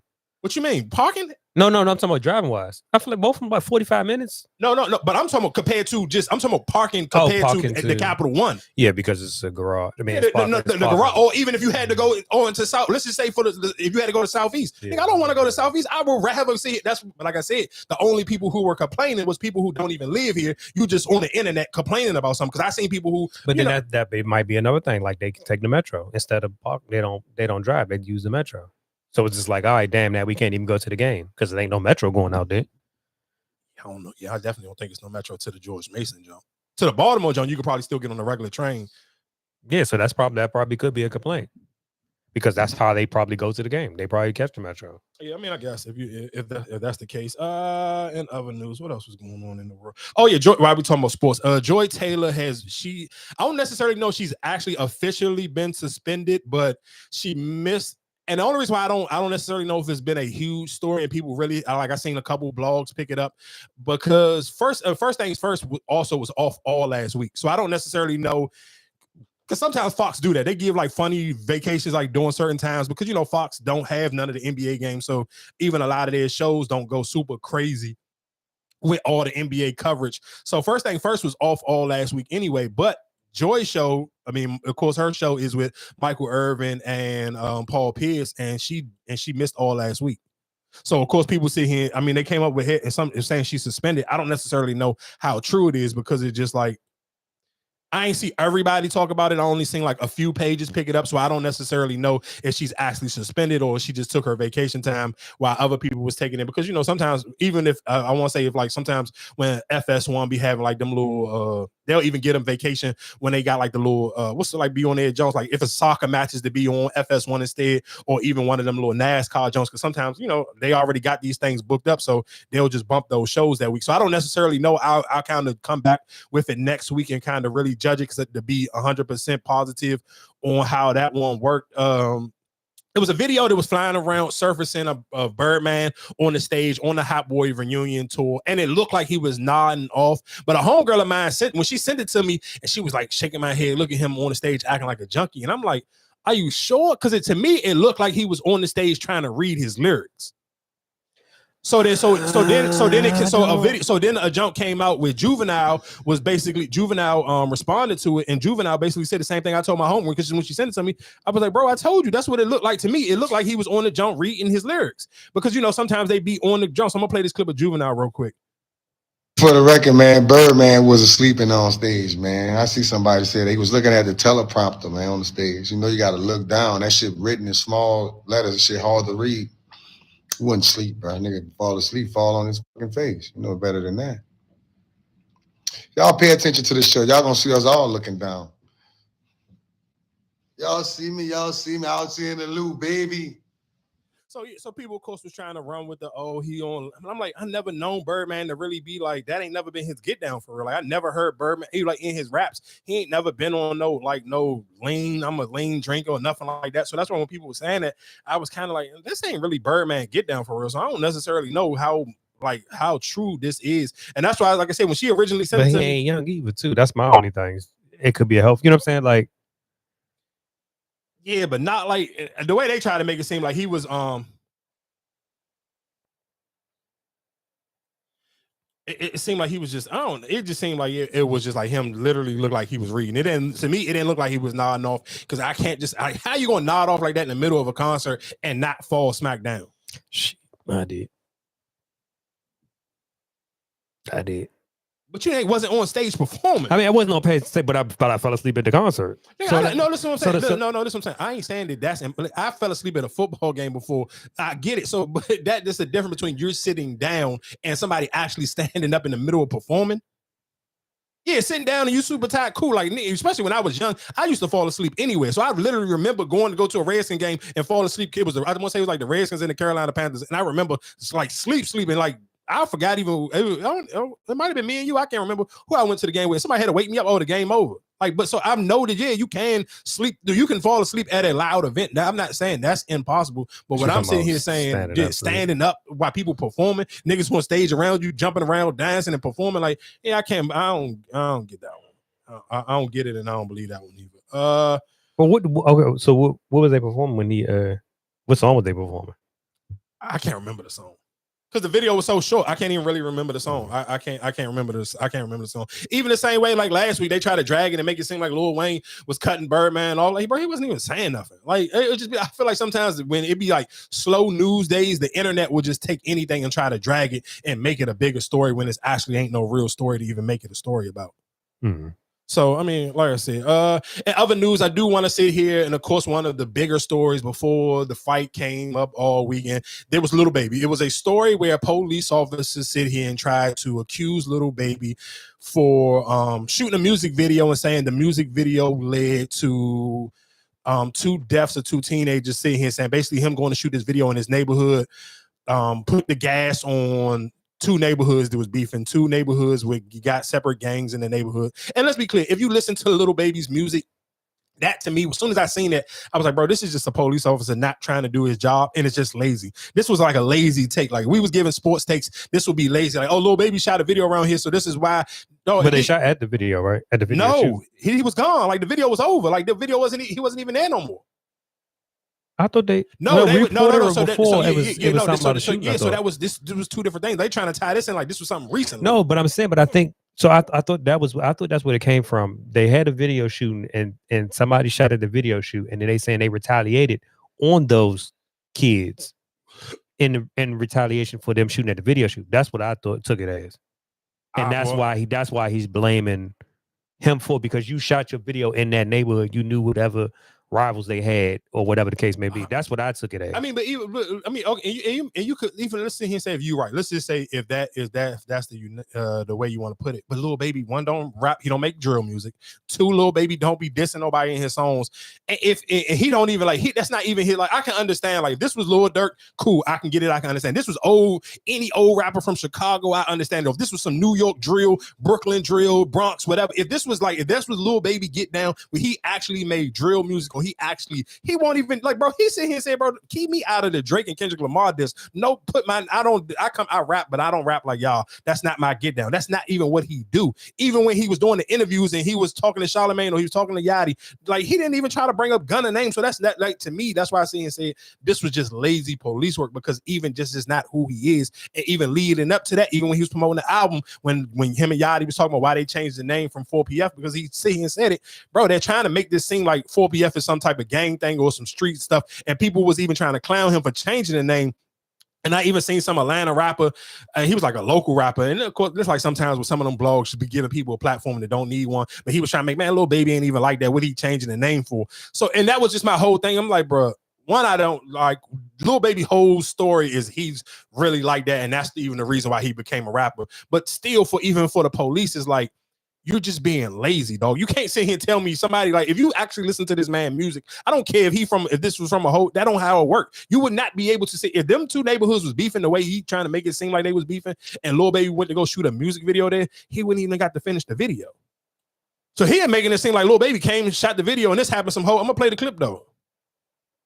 Was allowed to be a 13-year-old for 27 minutes before gang violence ultimately took his life. Gang violence that was orchestrated by adults in our city, and cowardly acts of an Atlanta-based rapper that decided to go over into a rival gang stronghold and shoot a music video in a place that he knew he should not have been. And in the subsequent days, we saw homicides and shootings, and ultimately the deaths of 2 children as a result of his cowardly actions. And you know who you are. And I tell you that this team will work relentlessly to hold you and the persons that you are affiliated with responsible for those actions. And to be honest, I think just even with the Atlanta police and with this, and the crazy thing is the people dug this up, and because a girl wrote me on Twitter and was like, "Oh, that's the dude from my brother and me off of Nickelodeon." That's true. Yeah. Oh, that's really him? Yeah. But that's why when she wrote it, I just laughed, and I'm like, because I didn't get what she was saying until like later on throughout the week. I seen the picture and them comparing. I was like, nah, y'all reaching. I don't think that's. No, they said it's him for real. That's crazy. So, but my whole thing, That's even funny. just what I'm just sitting here saying is with this, it's like you can tell that just with you, the Atlanta they want to make one of these rappers an example. And of course, they try to do it with Lucci and Young Thug and got egg on their face, and both of them got off. So it's kind of now like you trying to sit here and say, let's just sit here and say if this has happened, he wasn't there though. This don't have nothing to do with him. He can't control other grown men from sitting here stopping a beef. And you sitting here saying just because he may be affiliated with whatever, and that's again why he said he changed the name of the joint. It's like, bro, I don't even want to be affiliated with this. Now, I'm gonna rename my rap label to just Glass. What is it? Looking out the window or Glass Window, whatever he changed his joint to. It's not even 4PF no more. So he's telling you like, hey, I'm separating myself from the two. This ain't what the type of time I'm on. And even if you actually listen to the music, look, bro, Lil Baby makes getting money music. Lil Baby don't make sliding music. So it's just like, even if these two neighborhoods is beefing, me shooting a music video about getting money or selling drugs, what the hell do that got to do? How does that trigger somebody to want to go sit here and start having a shootout with each other? It don't nothing about my music say, hey, go sit there and shoot up these two different neighborhoods. No, that don't even make sense. So that's why I'm sitting here saying is just you could tell that the Atlanta police, they just reaching. You just trying to reach for something and try to tie one of these rappers into something where you can it just make a headline. Because realistically, the sad thing is, if it was just these two teenagers and it was like, damn, Atlanta just having a shootout, it don't even become a national story. It's just something on the regular Atlanta news, but you attach Lil Baby name to it. Now it'll get picked up on the Shade Room. It get picked up by all the blogs and everybody talking about it on the Breakfast Club and this, that, and the third, because now it's a bigger story because you attach the rapper's name to it, but no attachments. If you take Lil Baby name off of it, sad, again, rest in peace to those two young men who lost their life, but nobody ain't talking about it. It's not a story worth repeating. Because it's just some regular shit that happened in the hood. People die in the hood every day. So it's no story to even talk about if you take Lil Baby out of the circumstances. And that's why I say that's just the Atlanta police officers just being lazy, dog. What else was going on in the world? Turkey Leg Hut. Turkey Leg Hut. We can play this clip of the owner of Turkey Leg Hut. And I believe the Turkey Leg Hut is, I thought they were shutting down. So I don't necessarily, they maybe they had multiple establishments, because I do remember I had it as I don't necessarily know we bought it up, but I know for a fact I had it in the notes before they shut down, right? Mm-hmm. Yeah, so I think they got different. I think that's Miami or something like that, or a different location. Good morning. Turn your phone in as soon as you hit that door. I'm not gonna tell y'all. As soon as you hit that door, turn your phone in. Why? Because you're on my clock again. I'm telling y'all from this point on, it ain't about catching y'all on your phone. If I catch you after 9 with your phone, you're fired. And take it for what it is. And I'm going to take what comes with it. And I'm telling you what it is. So I'm telling you, from the moment on, if you get that tap from one of the managers, I'm not going to play with your fire. In the morning, turn your phone in. So, of course, this went viral because, most people not just used to know, one, you ain't nobody about to talk to you crazy like this, especially at no goddamn, I ain't gonna call it a fast food restaurant, but it's still a restaurant. You're not about to talk crazy to me at working at no goddamn restaurant job. And I get it. Like, you don't want people on their phone, and maybe because I don't necessarily even know, I've never been to Turkey Leg Hut. I don't necessarily even know why one of their locations had to close, so I don't necessarily know. Because if it was bad service, then I get it. Like, if you sit here saying, because I go places all the time and I look at, like, if I'm going, especially if I gotta go to the Dollar Tree, and it'd be like, of course it's the Dollar Tree. Who cares? Ain't nobody. You can't complain and be like, why are you on your phone on your register? Bro, they at the Dollar Tree. Like, what's you fucking people serious? still do. No, this whole listen, people do, but I just personally wouldn't. And one, I'm not gonna do it at no damn Dollar Tree, especially if you're in the hood. Like, come on, nigga, I don't care. And again, sometimes it's just a job, and so you don't never want to trigger somebody and send them off. And I'm cool, dog. I'm not trying to get not in the Dollar Trees that I be in. I ain't trying to get in an argument with nobody who's working there or nobody in this goddamn line, because they ain't here for a reason. So I'm cool. Like, they trying to save money, like I'm trying to save, and they may be trying to save money. If their living situation may be worse than mine. So I ain't trying to play with nobody in here. But look at that, and that somebody recorded that. So now it's just like, damn, I gave that speech, like, and now you put it out there. So if I'm catching backlash, they really about to be in some shit then, because you recorded it, and it's no phone policy. No, of course. So I guess with it, but people, I think people wouldn't even care if you heard somebody say this at Chick-fil-A, you wouldn't care, because Chick-fil-A got great customer service. So I'm like, oh, cool, this makes sense. Keep people off their junk. Because I'm telling, like, it only people could be glancing at their phone for 1 second and get right off of it. But some people don't even care. Like, I'm telling you, though, you go to the right Dollar Tree, nigga, they be on their phone playing music off the phone. Yeah. Like, they be at the register real live, just got the YouTube playing with their music at their register. Like, bro, it be ghetto, but it's the Dollar Tree. Who gonna complain? What can you absolutely say? Nothing. So I get the whole no phone policy, but then it's sometimes like, bro, this job ain't even worth not having a no phone policy. Still got to be professional. Professional, yeah. Dude. I think, like I said, you look at it because of the area, but it's just like, damn, like, all right, I came here for service. I mean, yeah, but if you holding up the line or something, you ring me up wrong, but you worry about but they not though. Let's just sit here and say the line moving, the line moving. Ain't no hose up. I ain't ringing nobody. It's just I just got my. But And I'm they don't be pretty playing sure- nothing crazy. They be like somebody. It might be like an older woman on the register. And she just playing some fucking No, Frankie Beverly and I, Maze. and I get that part, but like I said, but it also can be, like I said, I'm pretty sure you're getting a lot of complaints about, oh damn, they always on their phone, they taking forever. I'm waiting here for somebody to bring me my order, but he on his phone on FaceTime or some shit like that.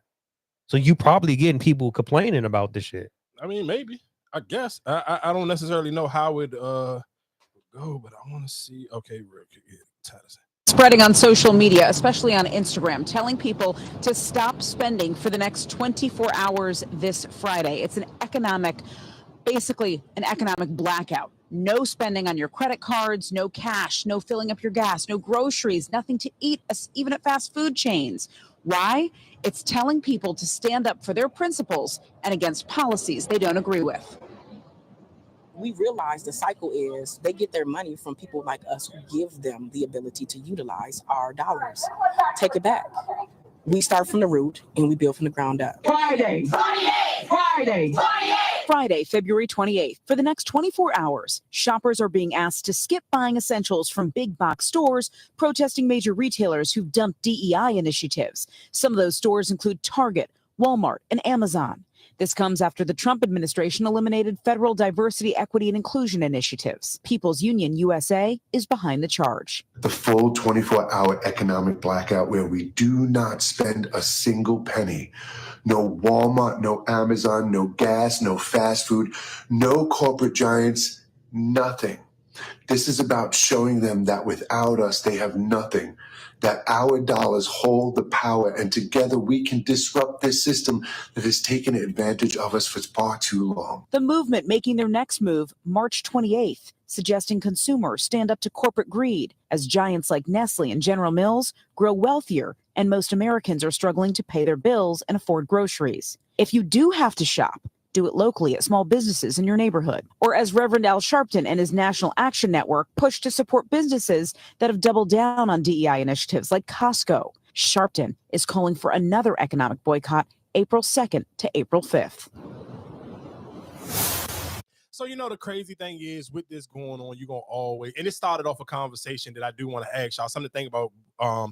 It was one of them Jones where it's like, stop arguing with people on social media that Harriet Tubman would have left or would have ended up shooting with her shotgun. So, because you see so many people, and Top sent me a Joan when people was in the neighborhood talking, they was in the comment section and they was arguing about, man, what is it going to do stopping one day and y'all going to go spend $200-something tomorrow with them. And I was like, damn, who spend that type of money on a regular at these stores, and you don't have to. Like, I didn't think, like, to me, it didn't seem like, oh, okay, one day, don't spend no money. Maybe I'm just super cheap, so that shit didn't bother me none. I'm like, all right, cool, go get some gas on Thursday, and I'm cool, don't got to get nothing on Friday, and I just don't got to go spend no money. But people was making it like it was going to kill them to not spend $1. And I'm just like, bro, the sad thing, because people like, oh, screw the boycott, what did the boycott do? And I was just like, bro, screw even how you feel. You tell them you just don't have no discipline enough that you just can't spend no dollar. Even, and sometimes it just be like, damn, why do we be wanting to give each other so much pushback? And that kind of, even when I'm sitting here that into the CIAA, just when we talking about just the turnout for certain things, where it's just like, bro, like that's the difference sometimes between black people and white people. Like, well, white people just gonna get in line and they gonna get in line with their shit forever. And you even hear those conversations where people be like, damn, it's crazy because of old like the Rolling Stones or the Grateful Dead, they can perform and literally until they dead. They don't like, and they can still fill out stadiums or whatever the case may be. And it, with black people, it'll be like, you ain't nobody trying to, we talked about that before. Niggas don't even want to see Nelly, and Nelly ain't nowhere near as old as the Grateful Dead or the fucking Rolling Stone. But that's just my whole point of it. Just like with black people, it's just like they always want to give a fight, like, oh, that boycott ain't gonna matter. And then you see people who's like, bro, who, even if it don't matter, what is it gonna kill you to just sit here and be like, I'm gonna get in line with my people and I'm gonna hold it down? Like how bad was it just going, like, you just cannot spend $1 one day? Like, and people was like, just, and I think sometimes because I mean, some people that I don't feel like, damn it, I got to go out my way. I got to do this. So, you know what I'm saying? Like, I got to do this. What's name? I wasn't planning on buying gas on Thursday. I was waiting till Friday where I rolled out. I used up everything. Like, some people have their routines or whatever they don't want to give into. Just like if I'm at work, like, damn, I'm hungry, I'm thirsty. oh shit, I can't fucking order. You know what I'm saying? Like I can't buy nothing to drink. It says support small businesses. But how many small businesses is it around? Like a lot of places don't have small business. No, and that's no, and that's the thing. I'm with Like, you on that part. some places where you only have a Walmart, or you know what I'm saying, you have those big industries where that's the only place you got to spend money. You don't have those small businesses. Yeah, I get that, but it's still, you can still plan. If you know for this one, they'll take your lunch with you. Like, that's my only thing. We'd just be like, bro, people make it seem like, and that to me just screams more on just how many people just have lack of discipline just in general. Like, you sitting here telling me you cannot stop spending money for one day is fucking crazy to me. I don't care what the purpose was. That to me was just so mind-boggling for me. And then people were just like, well, y'all gonna go like, bro, how did the number go from, hey, don't spend money on Friday, and y'all sitting here saying, well, on Saturday y'all gonna go spend $200 at Sephora or whatever? That, like, why y'all sitting here spending so much money just on a random Saturday anyway? Like, that's the problem. And because then but that's what I'm saying. You told me don't spend my money at all on Friday, and then it's like, all right, well, I had to get such and such stuff, so now Saturday I still got to get it. It don't go away. You still got to get what you got to get. You told me don't buy nothing on Amazon that day, so it's like, all right, well, I gotta wait. I need this for Sunday. Y'all need to start waiting until the last minute to buy stuff. Then it should never be to the point where you just randomly gotta just go. Unless we talking about grocery shopping, it shouldn't be just I gotta just randomly spend hundreds of dollars just every fucking week. Like, that to me is just crazy. Like, to even see people as they respond, like, bro, that don't make no sense. Like, a lot of y'all be adulting, and y'all adulting completely wrong. Like, that shit just seemed crazy to me. Like, to see people's excuses and the pushback that they was trying to give and trying to talk other people out of it. Like, bro, what's wrong? Just get in line, dog. Because guess what the white people will do? They just got in line, and that's why Trump in office right now. And that be the fucking problem. Like, black people be wanting to give so much fucking pushback and so much like can't not just get in line. That is absolutely why Donald Trump is in office right now, because they know how to just shut up and get in line. But black people always, somebody got to always feel, let me put in my 2 cents. Hey, what if we did like this though? What if we didn't do this? Like, bro, just shut the fuck up and get in line. Because I think that's my thing, is just like when people dictate or whatever, say like, all right, we doing this for, you know, so just like how people came off the Kaepernick shit. A lot of people stopped doing the Kaepernick after a while. So that's what I'm saying. Like, because it's easier to stop doing it when 80% of the good fucking quarterbacks is now is black. What the fuck? What am I protesting now for? But that's what I'm saying. I think that's where people like, well, all right, y'all just like y'all did. I'm not about to do this one day. It ain't going to affect me. That's why people look at it like that. Just like even with the Black Lives Matter, I feel like just people like, all right, y'all. Yeah, but let's just go right back to what you just said. Just go back, go Google. You got a phone. Google when Kaepernick did the kneel shit. Look how many black quarterbacks it wasn't compared to now. It's a huge difference. But I was one of those people. I was not. I never recorded this podcast long enough that I was not watching football when it was me, Jazz, and Keon on here. And they was going to a Super Bowl party. I'm like, bro, I'm not watching that. I was standing with Kaepernick. From that, you talking about 5 years ago. How many black quarterbacks was it 5 years ago compared to today? It's night and day. So yeah, but I don't I'm think not that going was to his just keep stance standing for the with black quarterback, right? It was for the police killing, right? But people felt like, damn, we don't even have. This is the only we only had a handful of black quarterbacks. I think like at that point in time, it might have just been him and fucking Russell Wilson. At that time, it may literally just been them two and maybe Cam Newton. So it might have been three compared to shit. That's it. No, because if you saying RJ3 was with Russell Wilson, they can't say what's the name. He wasn't in at that time. Nigga, RJ3 career wasn't nothing but a year. Yeah, he got hurt, but that was the same draft. I'm talking about playing at that time when Kaepernick took that knee. That was like that was before maybe that was like 2018. So it's a huge difference for sitting here saying like, oh yeah, how we standing now? Yeah, cool. But even if it don't last, why the fuck do you feel like you got to get pushback for what? Just get in fucking line. And that, like I said again, that's the difference between black and white people. White people understand how to just get in line for the greater good of white people, where black people is always just, again, that's why that saying kept floating around on social media. It was like, stop arguing. And it even started even with the Kendrick Lamar joint, when people was like, bro, stop trying to explain Kendrick Lamar's halftime performance for people that Harriet Tubman would have just shot. And sometimes you just got, even with the, like I said, with the boycott or anything, it's just like, bro, why give us some pushback? Why you cannot have no discipline just to be like, oh, I'm cool, I ain't gonna spend no money today. Like, it ain't hurting you, it's helping you. You saving money. Oh, cool, I ain't spend no money today. Like, you should sit here and try to do that more often. Like, if I don't have to buy from, and I understand, this is what I'm saying.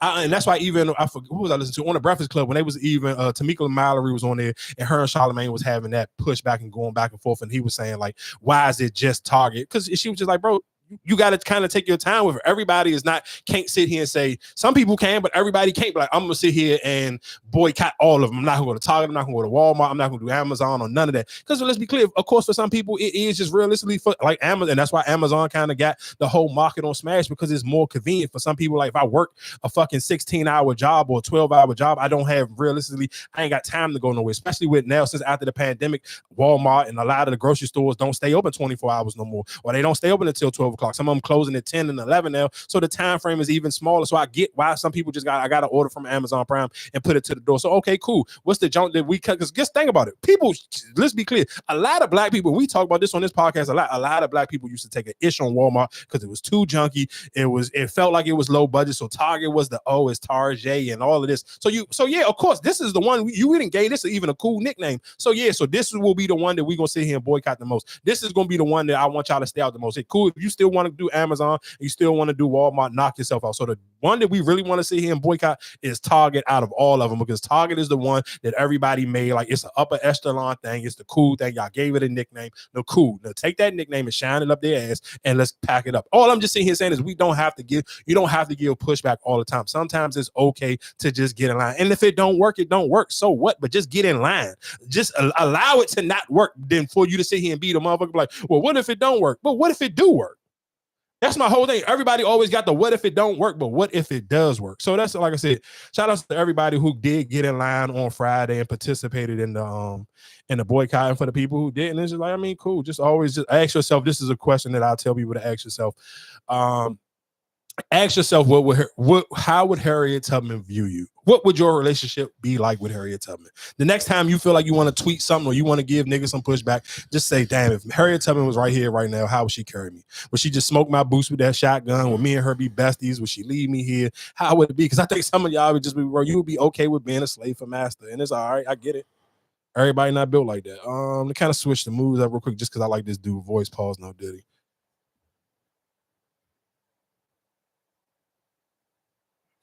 You know, I'm starting to understand. Let's see what Crumble pulled out their ass this week. Strawberry cupcake.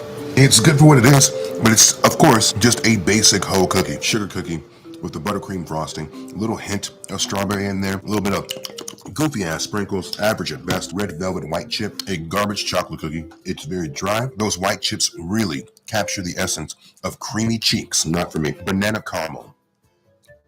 You are a delicious bitch. You really get banana bread with that cookie, but it's a bit more dense, more gooey. The frosting on this one is a perfect complement to it. Little caramel drizzle for razzle dazzle, sexy. A Biscoff lava cookie. So I'm assuming lava, there should be something in here, right? And there's a cookie butter center. Fantastic. It's the tits. If you've never had cookie butter, just imagine your favorite cookie ground up into a creamy paste. So imagine Biscoff ground up into like a creamy, pasty frosting. The cookie is soft, not syrupy, sweet. It's a really subtle, decadent bite. Phenomenal. Butter cake.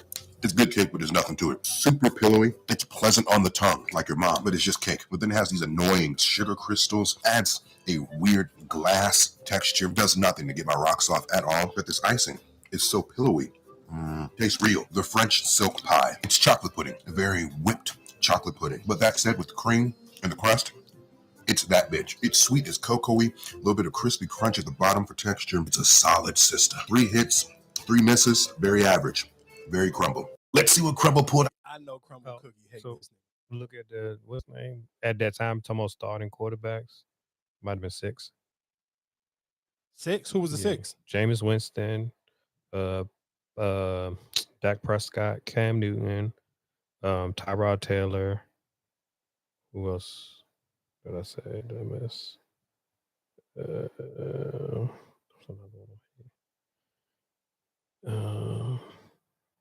Of course, like I said, RG3. This one, I think, RG3 was in Cleveland. And I'm missing somebody else. It was another one I saw. So basically, everybody that you about to name, a bunch of niggas who not in the NFL no more besides.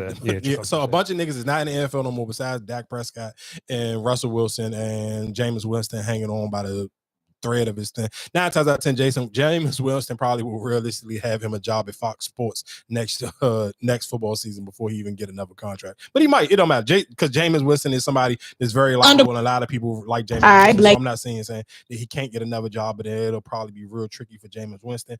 I want to play my. Oh shit, Gino was in there too. and he wasn't getting no playing time because his shit. He got to remember he missed like 2 seasons. Yeah, he got his jaw wide up, and and then when he came back from his jaw, I believe he tore his ACL. So yeah, he probably would, like most of the niggas wasn't even playing. But I mean, it's cool. Like I said, damn, who I want to play? Which one I want to play her? Did y'all know that Wildin' Out was Baddies? What is this? Baddies versus Wildin' is getting sued from Wildin' Out. So I do want to play. I want to play two. I Y'all think I want to play two. It's two. Because I thought Nick Cannon. No, somebody else is. No, Nick Cannon's on both of these. So right, no, the Viacom is suing. Viacom is the one who own. For people who don't know, Viacom owns BET, MTV, and VH1. They own all of them. So Viacom is basically, they're not suing Nick Cannon, but they suing Nick Cannon. So I'm gonna play the clip and she's gonna explain it. I'm not a lawyer, but I just read the 40-page lawsuit that Viacom filed against Zeus Network, alleging Zeus's show, Bad vs. Wild, is a copyright, trademark, and trade dress infringement on their show, Wildin' Out. And even though I've never watched Bad vs. Wild, some of the side-by-sides included in this lawsuit definitely have me doing a double take. Let me give you the recap. First of all, Viacom comes out swinging early in the lawsuit, saying, quote, substantial similarity is an understatement here. Bad vs. Wild does not just take inspiration from the creative elements of Wildin' Out, it uses each and every one of those elements in the same manner in which they are used in the production of Wildin' Out. No reasonable person could watch an episode of Bad vs. Wild and observe the total concept and feel of the show to be different in any material way from that of Wildin' Out. The inescapable conclusion is that Zeus intentionally copied elements of Wildin' Out in developing Bad vs. Wild, knowing that those acts constituted infringements on Viacom's copyrights. The suit goes on to say the level of copying in Bad vs. Wild is so extreme that it has already led to widespread public confusion. Consumers, misled by Zeus's deceptive marketing, actually believe that Bad vs. Wild is affiliated with or endorsed by Viacom and Wildin' Out. This confusion is no accident. It is the intended result of Zeus's deliberate strategy to piggyback on the success and goodwill of Wildin' Out. And then a little further down in the lawsuit, Viacom starts getting specific. They say there are a number of things that Zeus has copied, starting with the name. Viacom says, quote, the title Bad vs. Wild is extremely similar to the Wildin' Out name, consisting of 2 single-syllable words separated by an abbreviated connector and sharing the word wild. I mean, I kind of can see what you're saying. And then they show the landing pages for the 2 shows, highlighting that Zeus's page includes Nick Cannon Presents, which is also used on the Wildin' Out image. Okay, I see that one for sure. And then they go to the onstage logos, highlighting that the logos are nearly identical. They are center stage in fuchsia, turquoise, and black in a style emulating neon lights with blue and fuchsia lights in the background. I see this one. And then they go on to the stage setup, highlighting that both stages have 2 couches, a large screen in the center, a DJ booth on the left side, and then the actual competition happening in the center of the stage. These kind of look like the exact same sets. And then they go on to lighting. Viacom says the Bad vs. Wild lighting design is almost identical to seasons 18 and 21 of Wildin' Out. Seasons 18 and 21? How many seasons do they have? It says they feature small fuchsia and turquoise disc-shaped lights in the background and blue spotlight beams. And then they go on to cast members. Viacom says that not only has Zeus enlisted numerous individuals who previously worked on Wildin' Out, and in some cases are still working on Wildin' Out, Viacom says that they've also taken the host. Yeah, Nick Cannon is the host of Bad vs. Wild. Viacom says that this has confused consumers into thinking that the 2 shows are connected, and they include some screenshots. Outside of just copying the show, Viacom's issue with all of this is they say virtually every episode of Bad vs. Wild contains several instances of offensive and inappropriate content that glorifies violence, objectifies women, and perpetuates insidious stereotypes. The suit says that Zeus reels people in by making them think the show is affiliated with Wildin' Out, and then once they're in, they see a ton of offensive and inappropriate content, believing that Viacom and MTV are really behind content, which then casts a negative light on them. Some of the offensive and inappropriate content that they're referring to includes apparently the opening line for every episode of Bad vs. Wild is, "What?" And They also have participants vaping on the stage. And then they say that one episode's theme was dark skin versus light skin, which following a public controversy is rebranded to Ratchet versus Bougie, doubling down on harmful and extremely offensive stereotypes about skin color. And then apparently there was another episode themed Talls versus Smalls, wherein the Smalls team members are little people who are infantilized and made fun of by the participants. Viacom says they sent a cease and desist letter, but Zeus didn't stop. Viacom also directly addresses Nick Cannon being the host of the show, saying that in utilizing Nick Cannon as the host of this show, Zeus is not only infringing upon Viacom's intellectual property, but separately, it is intentionally interfering with Viacom's contractual relationship with Mr. Cannon. See, now this is the question I had. According to Viacom, Zeus is aware that Nick Cannon is under contract with Viacom and that contract prohibits him from engaging in any outside services that could, 1, tarnish his image as an on-camera talent for Wildin' Out, and 2, he is prohibited from incorporating any characters or materials from Wildin' Out, or 3, prohibited from using or incorporating any of the names or marks or logos of Viacom or its related content. And so Viacom says that this show violates all 3 of those. They say Nick's image is being tainted, and according to them, the show is clearly using their stuff. And because they say Zeus was aware of these contractual obligations and still decided to enlist him, they have interfered with Viacom's contractual rights and relations. And they add on that the damage caused by Zeus's interference with this contract is magnified because of the negative publicity caused by those 2 colorist and sizes episodes. So Viacom is suing, and they have 10 causes of action. The first being copyright infringement, and that's for copying the format and structure of Wildin' Out, copying particular game concepts and rules for games. The second cause of action is for trademark infringement, and this has to do with the similarity of the words and symbols that they're using in the Bad vs. Wild show. Cause of action number 3 is for trade dress infringement, and this one has to do with the overall look and feel that Viacom. So you know the crazy thing is that listening to all that is how Nick Cannon getting away with this, and I kind of I see that, and I'm assuming that Nick Cannon probably realistically he's probably getting a better percentage from the doing the stuff with Zeus Network. So I'm sure they probably paying him more. He probably get a better percentage of it. So he's just trying his hand where it's like, all right, hopefully whatever they might just sit here and Wildin' Out or MTV or Viacom may break up my contract with them or do whatever and kind of allow him free. Because I don't get, like, they almost trying to pull a Drake UMG situation, because it's like, why are you just suing why are you just suing Zeus Network and not suing Nick Cannon? Like, how is it possible? Like, y'all ain't, you can't, that's contractual probably. Like, how you not, like, he's still on TV, like they still doing Wild, but I'm sure, again, like I said, I'm sure he gets more money from.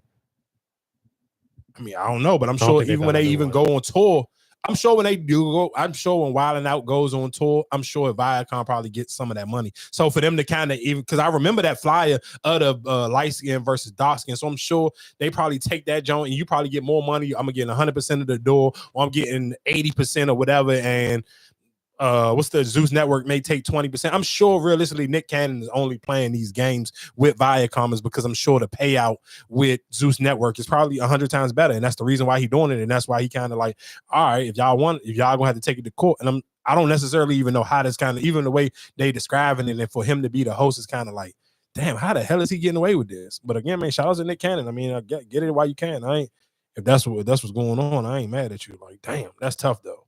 Like that. God damn. Hold on. I think I got one more jump from her. I got another one from her, but I can come back to her in a minute.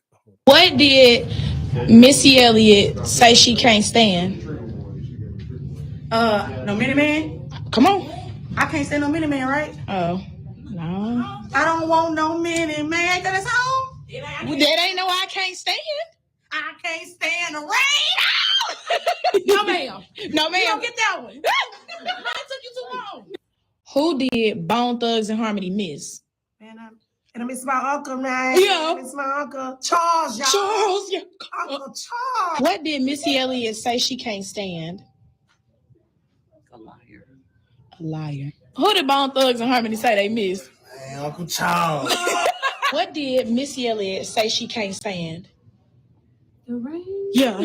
Hey, did Bone Thugs and Harmony say they miss? I miss my Uncle Charles, y'all. Yeah. I miss everybody. Yeah. I miss everybody. Who did Bone Thugs and Harmony say they miss? Who did they miss? Yes. They missed their mama. But couldn't Missy Elliott stand? Who did Bone Thugs and Harmony say they miss? Uncle Wayne. Yeah. Oh, okay. What did Missy Elliott say she can't stand? A man. I can't stand the. Hey. I can't stand the. It's the. Yeah. Against my dog. What did? Bro, that shit is funny. I don't care what nobody say. That's one of them jokes where it kind of make you. I imagine that these people will be enjoying it, going to work every day. Did I play this one last week? Is this? All right, I got the receipts here. And this is the last thing I'm going to post about this situation because I'm a little scared. Some of you might know who I'm talking about and send this shit to him. I've been going back and forth with myself for the last couple of days, whether or not I should take these videos down, but it's already up. So I might as well tell it all. All right, he goes through my phone and he sees a conversation between one of my close male friends. And yes, the conversation was inappropriate. I should have been having that conversation. We were talking about our favorite positions in bed. And the dude ends up sending me a video of him in his favorite position. And I just kind of ignored that. We started talking about something else. And he just starts accusing me of cheating on him. And what are you doing when I'm not home? Just projecting hard for days. And I don't do nothing. I'm literally at home all day long. All I do is my schoolwork and I go to the gym. That's it. That's all. So I'm thinking, what's the reason for all this? You know, I'm not doing shit. So I asked God to reveal to me what this man has been doing. And I'm not even lying, y'all. 3 days later, he falls asleep with his phone unlocked. So I go through it and let me show y'all what I find. These are some of the messages I find between him and his ex-girlfriend. Then I also find out he's been paying random people for FaceTime shows. I go to his deleted messages and I recover a photo of a naked man. When I confront him about this, in his own words, he tells me he's been exploring men. I ask him, well, how long have you been exploring men? He tells me for about 2 years. Mind you, we had broken up for about 2 years and then we got back together. So I'm guessing within those 2 years when we weren't together, that's when he was doing his exploration. So clearly his exploring didn't stop when we had gotten back together. But he does tell me that he's never been with a man, has no desire to be with a man. He just likes to self-pleasure to men. And I told him, like, you really could have told me that you was bisexual. And as long as you're not doing shit with a fucking man and coming home to me, like, I feel like I'm a very open and accepting person. I'm not gonna judge you for what you like as long as you're not stepping out and bringing me diseases and such. And I like females too, so I don't know. I just feel like I can't be a hypocrite on that part. And I know I'm speaking so casually about this, but when I first found out, like, I was so stuck. Like, you really like men. I would have never expected that from you. Like, it really had me fucked up for a long time. Of course, he's embarrassed and he's trying to be apologetic and he's showing me that he blocked the girlfriend. He's telling me that he's not going to be in nobody's DMs. And if he wants to self-pleasure to these men, he's going to just find it on a corn website instead of being freaked out on Twitter. And let me just say this. No, I'm not okay with anything that's going on. But again, I'm in a fucked up situation and I feel like this is where I have to be until I can get myself out of this situation. So I try to just move on from the situation and be as okay as I possibly can to just get through this. And we don't have no problems. Things is good up until maybe a week or so ago when he fell asleep with his phone unlocked again, and I went through it. And this is where I found this shit. This shit really had me fucked up. Let me show you what I found. This is a conversation between a nigga.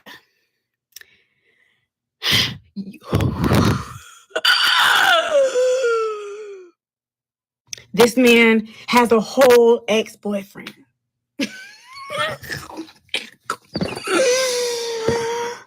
We've been dealing with each other since the end of 2017. I used to drive up from Killeen, Texas to El Paso, Texas to see him.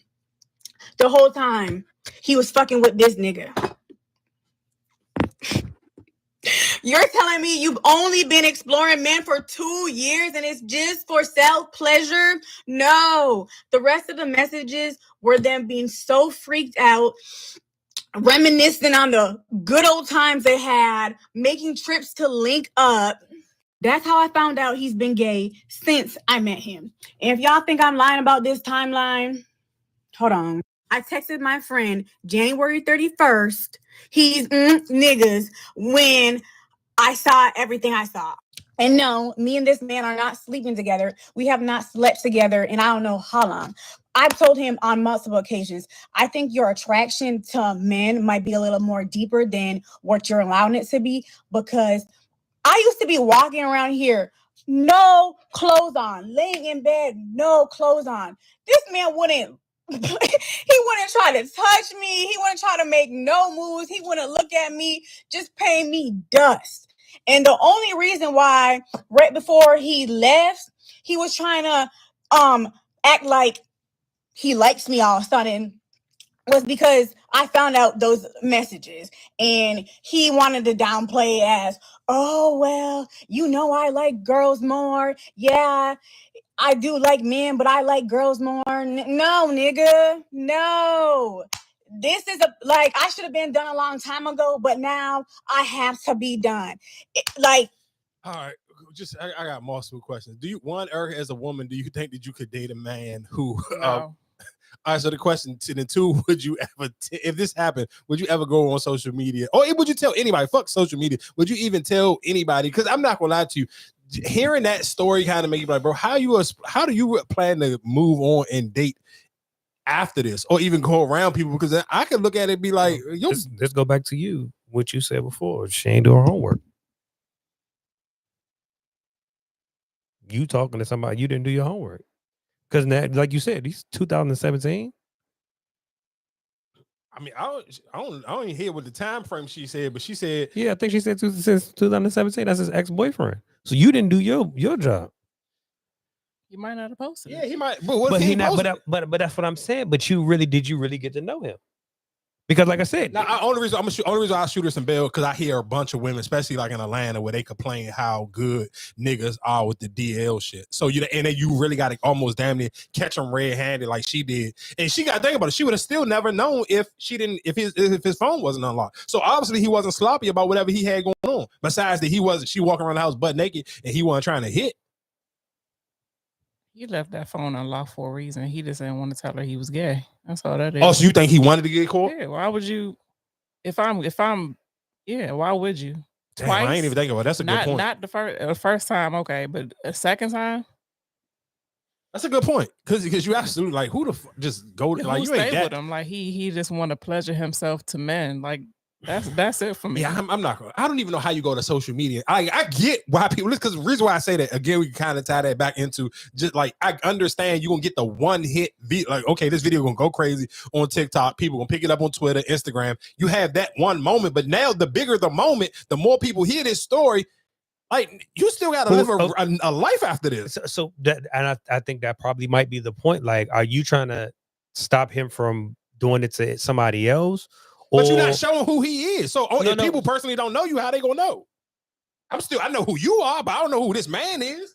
Yeah, that's what I'm just like. Are you trying to do it so he can't get that off on nobody else? Or are you trying to, are you trying to expose him? No, I think I think it's one of those been against the law. She exposed who he was, so you can tell the story. But my thing is, like, nigga, I still would have egg on my face if I'm her. Like, I kind of fucking I wouldn't say I wouldn't. Like, how I'm gonna go around people again and be like, bro, you was in a relationship with a nigga and he getting piped down and he cheating on you. Maybe not even physically. It makes it to me honestly, it'll be worse. More of the back and forth having the sex than you actually physically doing it. Because physically doing it and mentally doing it, like mentally doing it is more, it take more effort than you just sitting here saying, oh, I slept with somebody, I cheated on you, from you sitting here saying, I'm putting in mental effort to sit here and be like, hey, what's your favorite position? And this, that, and the third. Or do you remember this, that, and the time? Like, bro, nah, that's a lot, dog. That's a, that, man, she a better person than me, because ain't no way in hell. It's some, yeah, you absolutely, it's certain things you just gotta take to the grave, dog. Ain't no way on God's green earth I'm going like that. That's crazy. But in other news, realistically, it was, and it's just so crazy how social media works. So there was, and I seen this joke, and it's just like, bro, that's why you gotta sometimes, like, especially if you going to podcasts, I feel like you got to be on, even if you don't want to tweet nothing, you have to be on Twitter just to see certain stuff in real time. So on Twitter, it was this dude, and he was trying to start basically draw awareness to his cousin getting murdered. So his cousin, so basically, he explained the story, like how his cousin got murdered by this girl, and her father was the I want to say he was like a police chief or something, and basically sitting here saying, like, basically felt like the girl was about to get away with murder on his cousin, and wasn't gonna have to do nothing, and wasn't gonna have to face no time for. So the tweet started to pick up more steam, and it started to go more viral. And of course, when the more viral it go, people will start to dig it up and start doing their homework on it. So then people start to research some of his cousin's old tweets, so the backstory to this was his cousin was his cousin was dating a white woman, and I believe they had kids together. So he was shitting on black women. He was like, man, I'd rather sleep with a dog than sleep with a black woman, and this, that, and the third. So after black people started to see these tweets, they was cooking him. So I'm gonna play this clip of the news report real quick, and then I'll come back. An arrest has been made in a shooting in Burke County. The Burke County Sheriff's Office announced today that Hannah Grace Cobb was charged with involuntary manslaughter in the death of Telvin Osborne. Osborne was shot in the chest at a home on 4 Points Road on Sunday and pronounced dead at the hospital. Investigators say alcohol was involved and the shooting was not accidental. The offenses committed leading up to the discharge of the firearm included simple battery, family violence, and reckless conduct. It is reckless to go out and get drunk and then introduce a firearm into an argument. It is reckless to engage in an argument where there's pushing and shoving going on. And those are the predicate charges for the charge of involuntary manslaughter. Sheriff Williams says more charges could be. An arrest. So, okay, like I said, the story started to pick up and started to get traction. And then, black people going black people. One is black Twitter going black Twitter, and black people going to feel some type of way on why your cousin was alive. He was trashing black women. He was sitting here down, like he had at least maybe a good 5 tweets and Facebook posts where he was just like, man, he was trashing black women and basically bragging on how he only date white women because he hate black women and this, that, and the third. So people was like, man, fuck him, and free that girl. So it was just it is so crazy, because it's like how it started off with people had compassion for him and was like, damn, that's kind of messed up, whatever the case may be, until they pulled up his old tweets and his old Facebook posts. And it was just so funny just to see it in real time, how people completely turned their thoughts and prayers to this nigga to like, I hope he burn in hell. Like, dog, it's just so funny. And the sad thing is where it's like, if you want to date outside your race, and if that's your get down, bro, you don't have to sit here and take a dump on black women just so you can start to date white women and make you feel better about yourself on why you dating these women. So it's kind of just like, it's sad because you never want to sit here and hi and kiki on people's death, but it's like, what you want us to do? You want us to throw a pity party for you, and why when you was alive you was taking a dump on us? Like, nah, it's cool. You figure it out then, big boy. I don't know what to tell you. So again, I guess I don't even really realistically want to say rest in peace. I kind of put him in the same category as them 2 niggas that was trying to rob Slim at the weed jump. I do want to play this. I don't want to play this haircut shit. Second, I think I got never played Gervonta. Oh, it was some more plane crashes. It was some more plane crashes. Where was the joke? Delta just recently had a plane crash, didn't they? No, I think they avoided that one. Oh, they avoided one, but who? Somebody else. No, hold on. What's this one? that was a FedEx cargo plane. Yeah, FedEx cargo plane crashed in what is it, Newark, New Jersey. What else is going on? Oh yeah, your man Jimmy Butler. That's what it was. Jimmy Butler is being sued for a unpaid $400,000 rental property he was renting in Miami. So I guess he didn't pay the rent on it, and it also had property damages. I ain't gonna lie. I don't necessarily know what's up with Jimmy Butler, but Jimmy Butler just seemed like he was over Miami, and anything that had to do with Miami at that time, he probably just mentally was tapped out. I'm sure Jimmy Butler make enough money that he could see and just go ahead and pay that $400,000 and get it over with and don't drag it out in court. But gotta be careful. Why you say that? Remember we talked about the baby mother. So what you saying? He shouldn't pay this $400,000? No, you saying just he make enough money. That's what I'm saying. If you just say, oh, well, I'm just paying, like you got to be careful with that shit. Like, just wasting money? Yeah. Well, that's your fault. You shouldn't have. You should have paid it when it was due. Whatever. I can't. What the hell you want me to tell you now? You still gonna eventually have to pay, especially if you was on the hook for it. So what? I don't know what else to tell you. Besides, you're gonna eventually have to pay. I'm not gonna lie to you. I'm so tired of this woman. So Shorty, of course, y'all know the one who was trying to sue Lyft, but then of course she went on the Breakfast Club. So now she got a what's her name? What is this girl name? Dank Dennis. This I ain't gonna lie to you. I promise you this is the last time. If we ain't even talked about her before, but this is the last time I'm going to try to mention this woman. She got a OnlyFans page, and she was showing behind the scenes. The edit for this video, like I did this was a live video. She was trying to like promote it, like, hey, go check out my OnlyFans page. But bro, the edit for the video, for like the page, like the picture after she took, that edit was so crazy how smooth they made her. Like she was still big in the picture, like they ain't make her smaller, but it was just like how clean they made the skin look. Bro, I'm just sitting here saying is like I done hit some big jumps before, but bro, I don't know how you could hit something that big. Like I don't even know where her vagina start and where it end at. Like when you look at her jump from the front, it looked like almost a picture from somebody from behind the back. Like I ain't even trying to be funny. Like even if I was into big women, I'm just trying to figure out like how do you find where her coochie is? Like, I'm really trying to figure out like who can hit that. Like how would I like? There's no way she could tell me she be still out here having sex. It's impossible. There's some niggas that, how though? And the sad part, probably a skinny nigga at that. But how? Pause, no Diddy. I ain't got enough meat for that, dog. And I ain't about to sit here on this microphone and act and lie like I could. There's no way. How, dog? I might be strong enough to hold them legs up, but how you gonna find it? And after you find it, and like, no, it's impossible, bro. It's ain't no skinny nigga hitting this unless this nigga hung like a goddamn horse. My question, Joe, where she hit you up right now and said, "I want you." No, collab with me. No, I don't. I'm gonna pay you and all that. No, how, Marcus? How I'm gonna do it? Like, no, this nigga. I see it. I'm just asking with you. Nigga. I don't even see where the vagina started, so I can only imagine what it smelled like. Like she come down 200. Like listen to that. Like don't act like all big people. Like she stink. She could have pretty good hygiene. How? What do you mean how? Did you just look at this picture of her? I've seen her. She could because she big. She gotta be stinking. Where's her pussy at? So how she gonna wash it? Two booty shorty. Two booty shorty. Oh my God. Hey. Like, come on, bro. Like, crank that motherfucker up. Crank that belly up. Like, I ain't saying all big Jones stink. Listen, what I'm saying. I done hit some big Jones before. I didn't even ate some big Jones before. But bro, it's not. No, this is not a big John. Like, bro, this is different. Like, this is real life. Like Free Willy. Like, come on, dog.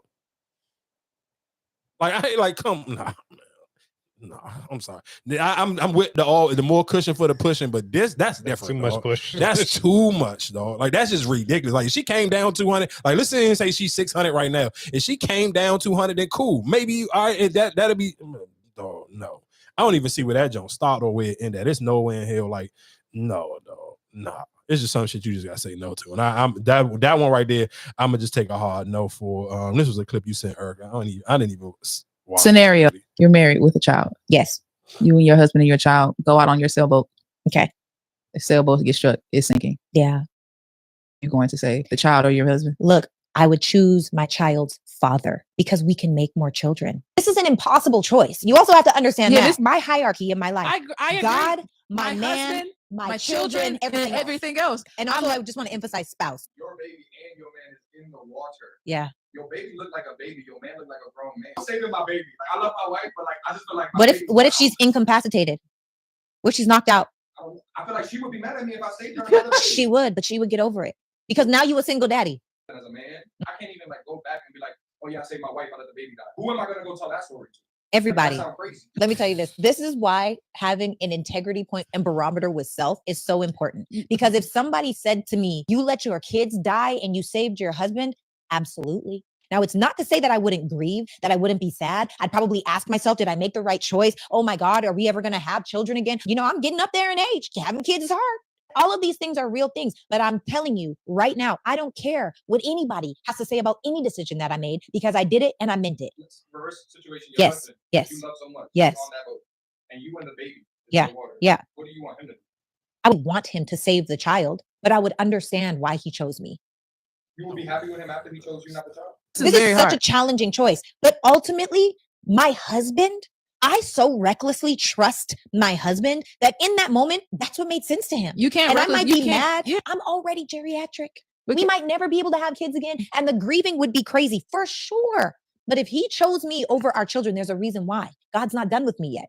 People love the word until it's inconvenient, until there's judgment and bias around it. But when you think biblically, husband and wife should submit unto each other. You come first. You are the home front. You are the. All right, dog, you got it. Huh? Well. So my question to you, but if they were okay, now because you said it's children, but if it was older, right? What you mean? You still think it should be that same your kids, but I'm here to protect and die for my child. So I'm going to save my child. No ifs, ands, or buts about it. And anybody that thinks otherwise, they can go to hell. Like I'm never gonna know. Why would you do that? I'm with you, Erica. And I she don't even just got said kids. she old as shit. Crazy. So okay, yeah, you first of all, you let my child die and you chose me. And you can't give me another child. So when I cheat on your dumb ass, then what? You let your child die and you lost. That's stupid as shit now. I don't care how old they are. I'm saving my child. I'm with you. That one crazy. Like, and you know the crazy thing is, I've heard because that's the same argument with the who sits in the front sits in the front of the car, the mother or your wife. That's a completely different job. What's the difference? If it's when it comes to your life kid, or death, and one is sitting in the car. But I'm saying, but some people choose. That's what I'm saying. If you choose your significant other. I mean, I feel like that this is life.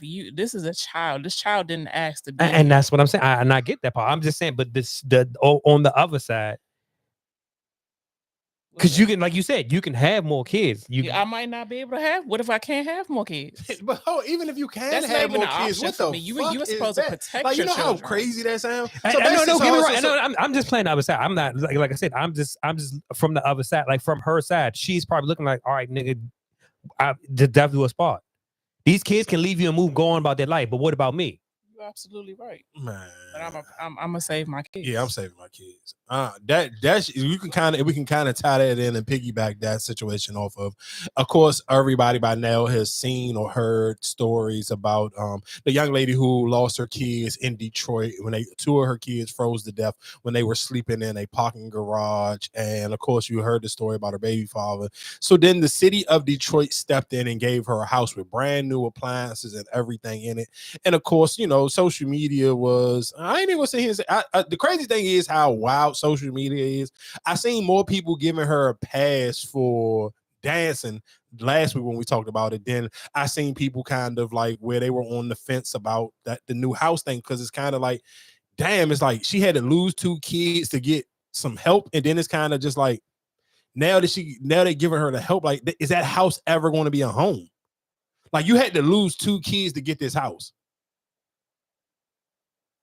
Like I didn't get like, I mean, I guess it's cool that they stepped in and helped, but it's like, if I didn't lose my kids, you wouldn't help. I'd still be yeah. homeless. It's like that. I ain't gonna lie to you. That was crazy to me. Like, I didn't understand what was the purpose of them stepping in now. So now I get why they probably are stepping in now, because you're gonna be at fault for blame, right? Because she was because then they said homeless people. What you mean? No, but then they said they ignored her. What's name? They ignored her. I think it was something that came out. They were saying they ignored her or they didn't get back to her. That's why she was sleeping in the car. Like, I think she applied or something like that she didn't never get to receive that call back. She's called several times, I guess, and they didn't. If I'm not mistaken, I thought that's what they said before. Maybe, but I still just don't like. I guess, like, nigga, keep it. I don't know, though. I mean, don't keep it, but at the end of the day, like it's unfortunate that now that my 2 children won't get to experience this. So would you still take the house? I was still, because she still got what she had. She had 4 kids. I mean, right? she had 5 kids, so she still got 3 Yeah, other kids. she still got. It's just like I said, it's unfortunate that I they don't- had to lose their life for that. But my question is, if I couldn't afford to live anywhere prior, like who's gonna be paying the bills and all that? Like, is utility everything is included? I Like, mean, I have to pay nothing? I don't know about the utilities part, but I'm sure the house is already paid for. Like, that's my only thing. Is just like, all right, what do I do now afterwards? Because like, I don't have a job. All the utilities may just be included for, like, maybe say, okay, cool, all utilities paid for a year, and then now you got to figure. I mean, you're gonna eventually have to figure it out on your own. Like, you can't. I mean, I mean, I know people be trying to live on government assistance forever, but you ain't gonna be able to live on government assistance forever. You gonna eventually have to figure it out. So I mean, I'm sure that's how that one will go. While we talking about bad parenting, I'm gonna play this clip. It was a young lady who left her kids in the car while she went into the grocery store. You can't leave your kids in the car by themselves like that. Well, they were sleeping. I just wanted to get in there really quick for dinner. What's wrong with it? Yeah, they were crying, and then both doors were unlocked. Yeah, and all the doors were unlocked. Anybody can walk up and jump in the car and take off and leave. Do you have your driver's license on you? Yes, I do.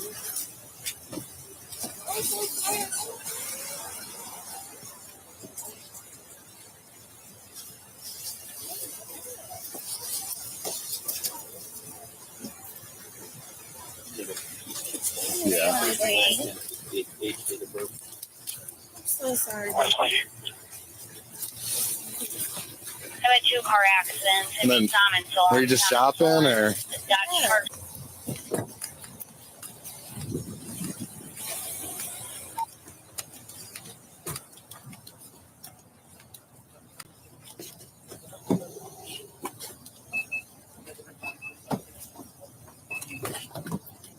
You sit back there? Yeah, they were crying. I got to calm my babies down.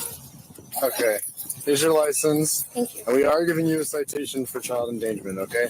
And you do have a court date. It's going to be on the 26th of February at 9 a.m., okay? Okay. All right. So let me put it this way. When we get calls of dogs being left in a hot summer car or whatever, we write the people a ticket for animal cruelty. These are both human beings, right? You take a little more care of them than our own pets. Yeah. You know what I mean? I'm not saying this doesn't make you a bad mother or anything like that. It's feelings. But Okay. you got a 1-year-old that needs you. You can't leave him in a car like that. Yeah, I know. She was sleeping. But I just did not know the doors Someone were could have smashed your unlocked. car, right? No, you're right. Someone could have taken your kids, you know what I mean? But you don't seem like You're a right. terrible Thank you. person or whatever. Oh, I am not. I promise The you. other option to that would have been actually taking you to jail. I know. I thought Somebody come in and get your I know. I appreciate it, though. Thank you. Thank you for We're good. giving me grace. I promise I'm not a bad. If you have any questions, just phone should be a phone number on the back, I believe. You can call that number. Make sure you subscribe. So for people, if you couldn't catch on what was going on in this clip, it was a mom, or I guess, who went into the store and she left her 2 kids in the car. I believe one of the kids was 1 and the other kid was 6 years old. And I mean, when she came back to the car, it didn't look like she had no bags or nothing. So I don't necessarily know how long she was in the actual store for, but the purpose of it is, I mean, it was wintertime. She left the door. I don't even know how you leave the doors unlocked. It ain't like you left the doors unlocked and even actually left the car running, but her excuse was the kids was asleep. So it was like, and I seen people, again, when we talk about in a comment section, bro, it'd be so many people, y'all act like y'all parents ain't never leave y'all in the car before. Yeah, but I'm sure you was over a certain age. Like, yeah, if the kid, I don't necessarily know about the 1-year-old shit at all. But if you sit here saying, yeah, okay, the kid, you left 2 of your kids in the car and one of them 6 and the other one 10. Yeah, okay, that kind of make more sense, but still the door should be locked. Like you see, especially I think that's the problem, right? Yeah, the door's been unlocked. Like, that's crazy. Like, because anybody could have just got in the car and took your kids. Now, if you got the car locked, and then it's not, and this wasn't like she was like ran into a 7-Eleven real quick. You in a whole it's a parking lot. Like, you had to walk to your car. It ain't like you can look out the door and see. Cause I get it. Of course, trust me, like my mom used to play the numbers. Okay, she about to run into the store real quick, and but you're parked in front of the 7-Eleven window where I can see my car and I can see what's going on. I'm just gonna be right here at the counter anyway. I'm not walking around the aisles or nothing. She had literally, like, if you went to a shopping center, she's at a shopping center. And for the fact that somebody had time to call the police and then for them to be able to pull up and still be, nah, dog, that was crazy. Like, and shout out to them police for even putting out that body cam footage, because if I'm her baby father, then hopefully that you got a baby father that care about his kids and not like that nigga from Detroit. Like, bro, it's just, man, some people just need to not have kids, though. And that be my point. Or sometimes when I be saying people don't think further out when it's talking about having kids, like, do you really have help for real? Are you really ready to be a parent? Because that shit right there, just to me, was just like, bro, yeah, man, what if you would have came back and your kids was gone? Mm-hmm. How do you explain it? Man.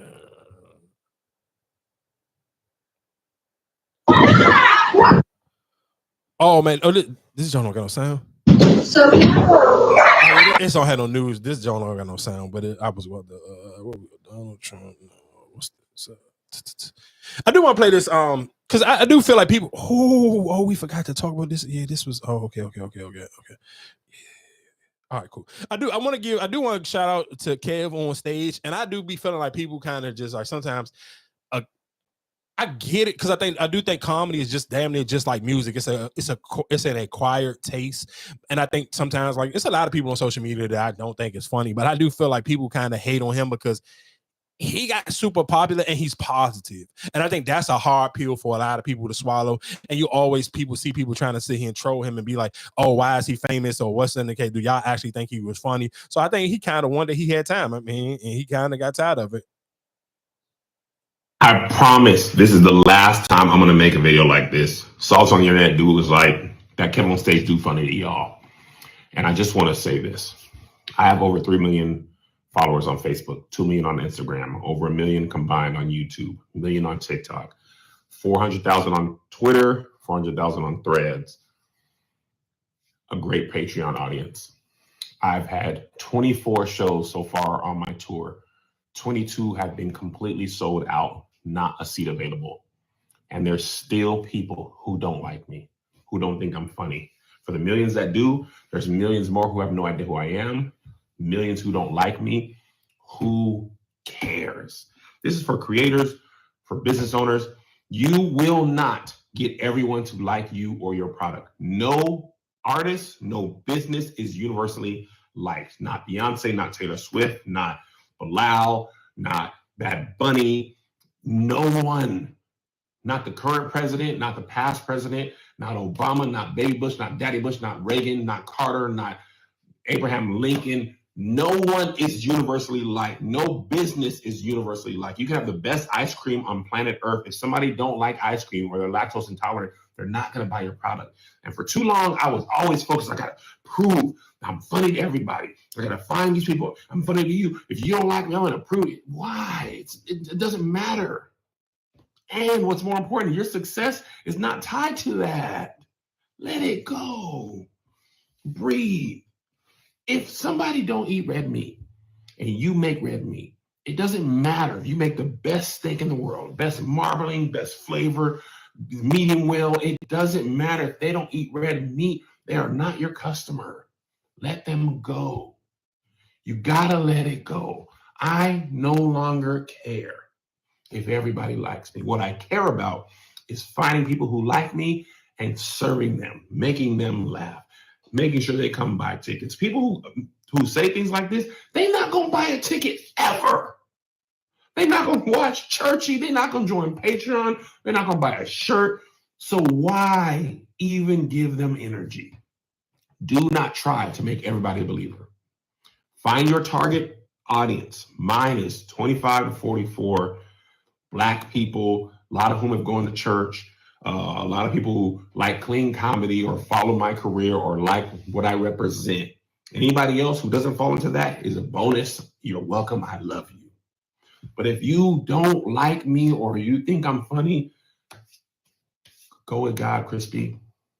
You know what's so funny just about that whole situation? I do think it makes it probably a little bit more difficult because I'm sure it's been endless comedians who do like church, like they literally just do church events. And you know, I mean, I've talked about this before. I do think that is one of the easier audiences to kind of win over, is if like, even if I'm a rapper or I'm a singer and I'm going to perform at a church, because you ain't never really heard nobody get booed at church. So, but I do understand, like, you, because he's on social media, and social media really only fuels negativity and just unhealthy mental stuff and physical and emotional things. So I kind of understand why people always would really give him some pushback, because he don't cuss, he don't really like his style of comedy. Even when he be doing stitches on TikTok, and for people who don't know what stitches is, it's basically like they'll, like, if you make a video and somebody will make a response video to your video, it ain't no negative stuff to it. Like, he'll find a clean, clever way to make jokes about whatever. So I kind of understand why so many people probably may not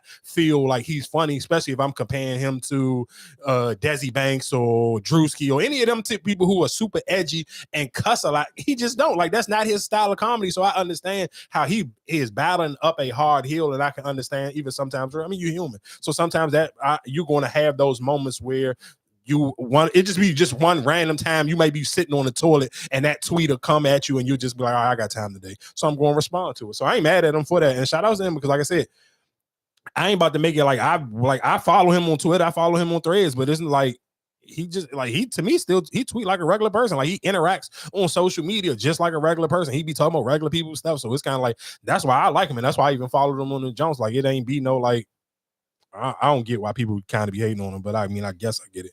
Anyway, there was a flight. It was a 14-hour flight, and 10 hours into the flight, there was an old married couple who ended up finding out the person that was sitting next to them was dead.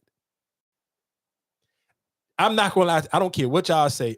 They are literally dog piling at this point in time on why they trying to make y'all not want to get on no flights. If you are trying to still get on a plane right now, your choice of just craziness is a different level of choice of craziness, because there ain't it's enough stories. Matter of fact, what was it? Was it a Southwest plane that crashed? Almost crashed in Chicago. It was literally and these two things happened. These two stories broke the same time, like earlier last week. It literally was a Southwest plane, literally about to sit here, and I'm talking about, if they had to, they was going into land, and it was and like they literally was about to hit a private jet. They had to pull up and take off again so they could miss that plane. That was literally like, I'm talking about literally just a hair inch of a goddamn major plane crash in Chicago, at the Chicago airport. And also, like I said, these two, I can only just imagine you on a flight. I'm sure if it's a 14-hour flight, that means y'all going on a vacation. This ain't even like some business stuff. This real life, some vacation time. You 10 hours into the flight, and then you find out the person sitting beside you is dead.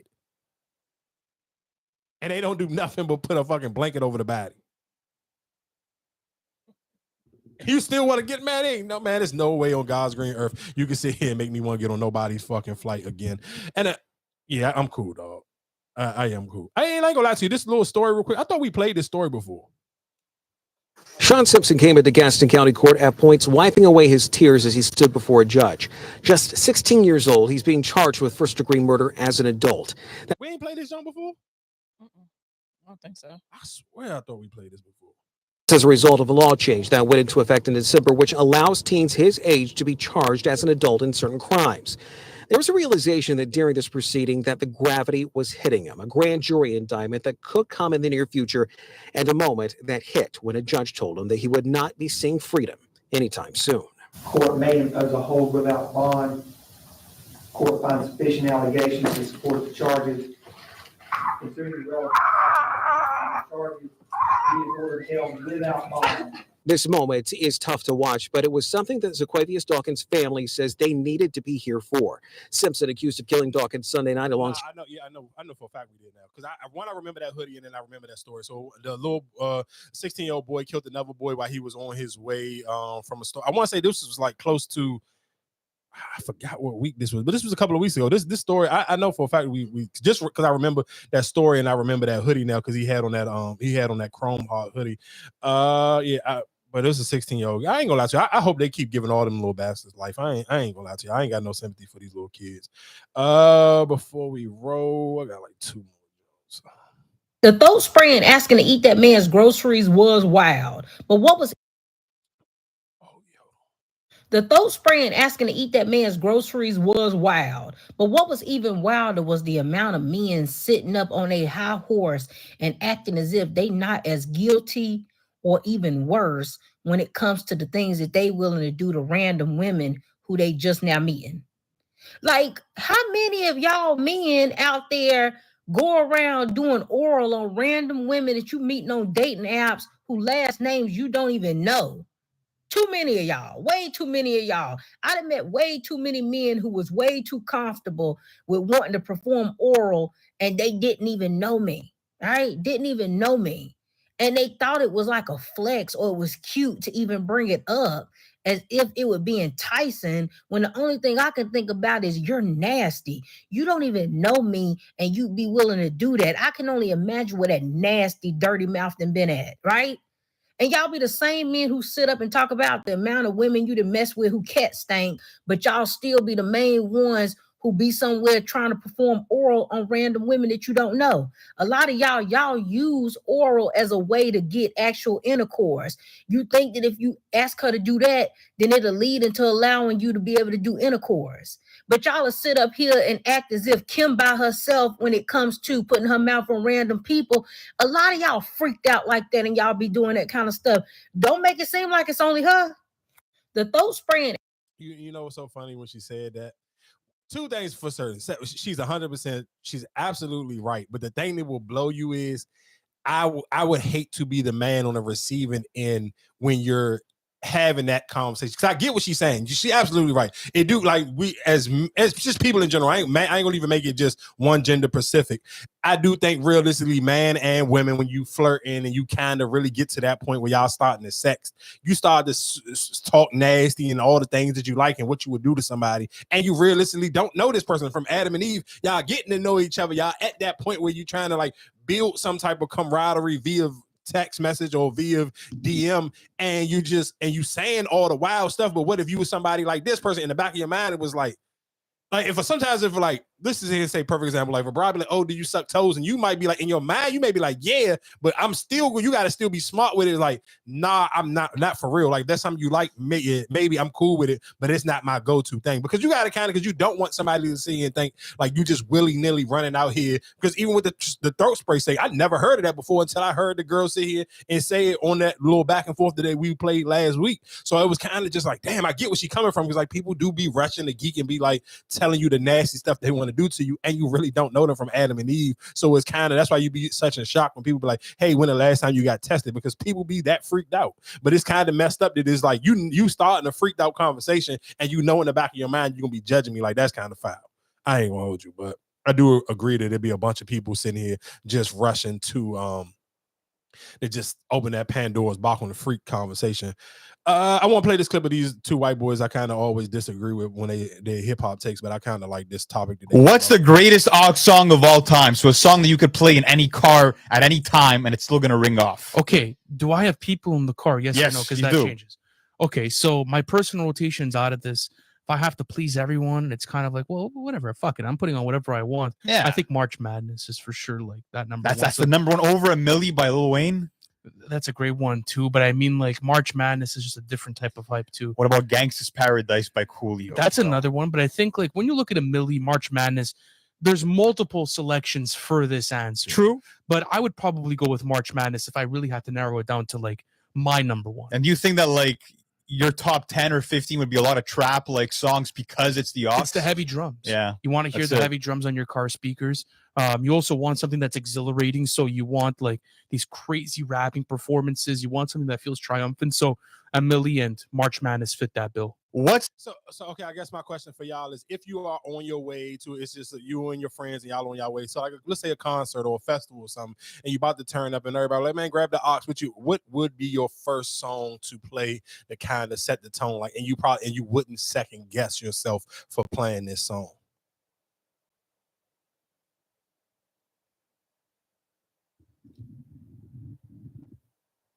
You don't have a song? Or even if you don't have a song, do you have an artist that you would see and be like, I'm cool with just letting this I believe in this artist enough that I can kind of just naturally it'll just rock out, and I don't feel like people will look at me or judge me no type of way for playing this person. Because I do think that is a thing. Like it's honestly like even something. You know, the crazy thing is Because the thing is, I mean, because you saying when you getting your friends together and you, I don't know. I think it's kind of like, all right, yeah, we going to the go-go, then all right, cool. You know what I'm saying? Like I don't. But y'all going to, let's just say a festival. Let's say if y'all was on y'all way to the Roots picnic. So we live in the DMV area. What's the Roots picnic? Like an hour and what? Maybe like, let's say an hour and 30 minutes. It'll take you an hour and 30 minutes to get there. 2 hours. All right, well, 2 hours. Cool. So it'll take you 2 hours to get there and you starting off the trip. You got the aux. What you playing?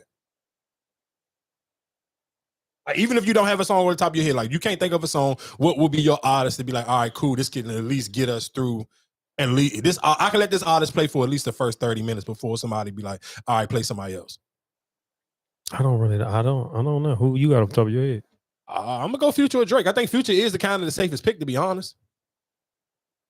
Like, and if I'm in a car with a bunch of dudes, I probably feel like Future is the cooler, the more versatile pick for a car full of a bunch of men, where it don't seem like it's too kind of like, all right, nigga, you big. Like, why you like it's because Drake. Because if you really just letting a Drake shit shuffle, I feel like it can get just too tricky with a bunch of men in the car. Like that shit kind of be like, bro, I ain't trying to be in a car with a bunch of niggas in Marvin's room. Come on. So I get it. Like I said, that's why with Rick Future Ross is safe. I feel like Future kind of hit every box because Future can really get y'all in y'all. Like if y'all really just, you get to drinking and y'all 35, 40 minutes into the trip and niggas really getting in their bag and turn on the lights, come on. Everybody in the car gonna sing turn on the lights. Niggas ain't gonna, because it's Future. So you're not gonna feel no type of way. Or if Perky's calling, come on, like everybody in the car gonna be like, Future is one of them jumps where it's like, you are allowed to, as a man, just sing along. It don't matter what the song is about because it's Future. Where it's like, well, Rick Ross shit is kind of like, you got to kind of like, I feel like for Rick Ross, it's kind of like it's hit or miss. Like Rick Ross got some jumps that you can kind of let go, but it ain't like, nigga, you could I feel like, no, I if we just go talking to about Future and just hit shuffle and I'm no, cool but with that. But that's what I'm saying. So if we just talking about like an artist where I could just put on, I feel like, all right, we ain't really gonna have to skip or even like, nigga, that wrong. You all right? You good? I think Rick Ross will be a good selection because, like I said, he has different kind. It's not Yeah, all. but I feel like Rick Ross, with some of that Rick Ross catalog, it get bad, dog. It get shit. You can run off some good joints that you can. Nigga, I'm gonna tell you off the rip where what Rick Ross projects you gonna get sticky to, and you gonna be like, cut this shit off. What's the joint with him with the what's the name of this joint? I want to say it's like Black Magic or something. What the hell is this joint called? What's this joint right here with the black hat? Yeah, Black Market. We'll cut that off, dog. Mastermind, cut that off, dog. But that's what I'm saying. But I'm not like Rick Ross. Let's be clear. Like, if you if we just talking about his, we just if you, because I was just listening to his joint the other day. It's just his top singles. I feel like you're gonna let it all play through. I don't think it's too many. Like, oh nah. I just feel like Rick Ross. Listen, what I'm saying, good Rick Ross. Like if you talking about Teflon Don, you talking about deeper than rap. Yeah, I'm cool, but I just feel like some of them Rick Ross, because he's featured on a lot of songs. That's why I say I feel like that's somebody that's an artist where I can like, all right, cool. He got a lot of joints. All them DJ Khaled's. Yeah, if it get there, but what if it don't get there? When you put a song, when you put it on shuffle, it just gonna go. So it may not. But get not to even necessarily. But if I'm saying, but not even necessarily shuffle. I'm just saying, like right now, if you put on his what's name, you went to his top songs right now and just let them play. I feel like you good for a while. I feel like you good for a while. Maybe I still, because my question to you, like, okay, if you saying Future, then they start playing the shit from him and Metro Boomin, the newest project. Like, all right, damn nigga, I'm a turn. I don't think you even get. I don't even know if you know if you would get there. If we going off of what you just said, if you just going off of top Future songs, I don't even think you're gonna get there. And that's the difference between Future catalog and Rick Ross catalog. You will have a long time before you get to that new Future. But if I'm just going shuffle off of just of a few, if we go off of what you just said off the Apple Music, off the top jump, shit, yeah, it's gonna be a long time before you get to that new Future. You'll have it'll be a long time. Let me just look through my topics, make sure I got FS1 singer. Oh, can I just say here real quick with the Neos? Matter of fact, yeah, I just got a couple more jumps. Shout outs to McDonald's, because McDonald's will be, I don't necessarily know if it's all McDonald's yet, but McDonald's will be accepting EBTs for the first time in McDonald's history. I don't, like I said, it's not all McDonald's, but it is select McDonald's for right now, and I believe it will eventually go to all McDonald's. So I mean, that is a good look for people. I'm sure, of course, if you got an EBT and you eat McDonald's, I mean, sure, that will work for you. But in a Brooklyn, I feel like this is only realistically some New York stuff. So in a Brooklyn McDonald's, they are making it 20. You have to be 20 and over and show an ID because of just, I guess, kids probably skipping school, hanging out in McDonald's, and a lot of violence is breaking out in McDonald's. And that's why I said I feel like that's realistically that's understandable. That's just kind of like some New York stuff. Oh man, you know what I forgot when we was talking about Texas? It's been a case. I don't necessarily know if y'all been paying attention to this, but the measles is kind of coming back. I mean, y'all got kids, so I mean, I'm sure y'all kids probably already had their shots, but I guess for people, y'all know in Texas, they kind of really been kind of on there, like taking no shots or nothing. So that the measles has been spreading kind of like crazy in Texas, like OD crazy. What's the measles? Nigga, some shit before it was worse than chicken pox. It's worse than chicken pox? Hell yeah. Hmm. It's worse than chicken pox. I do know that. What else? Meek Mills. And Meek, Meek did have a tweet where he was basically just sitting here saying that he don't wear suits when he do his speaking engagements. And I get what he was saying. He basically was saying, when I do my speaking engagement, I want people to know that I'm like, I look hood. I want people to know where I'm from. I don't want to try to make it too dressy. So if I'm talking and giving a speech to younger kids, or if they go into the jails and he's speaking, he don't want it to look like, I'm sure how people kind of look at, like, even if you're just kind of tied to sports, if I'm looking at like ESPN, I'm kind of like, the sad thing is, it's like, damn, they got all these black people on here with suits on, and then they get the Pat McAfee, and he just look cool. He in the joint with a sleeveless shirt on, t-shirt, a hoodie on. His whole crew got snapbacks on, fitted caps. So I get what he's saying. I think the only time he wear like what's name is when he doing wrestling. Oh, with suits.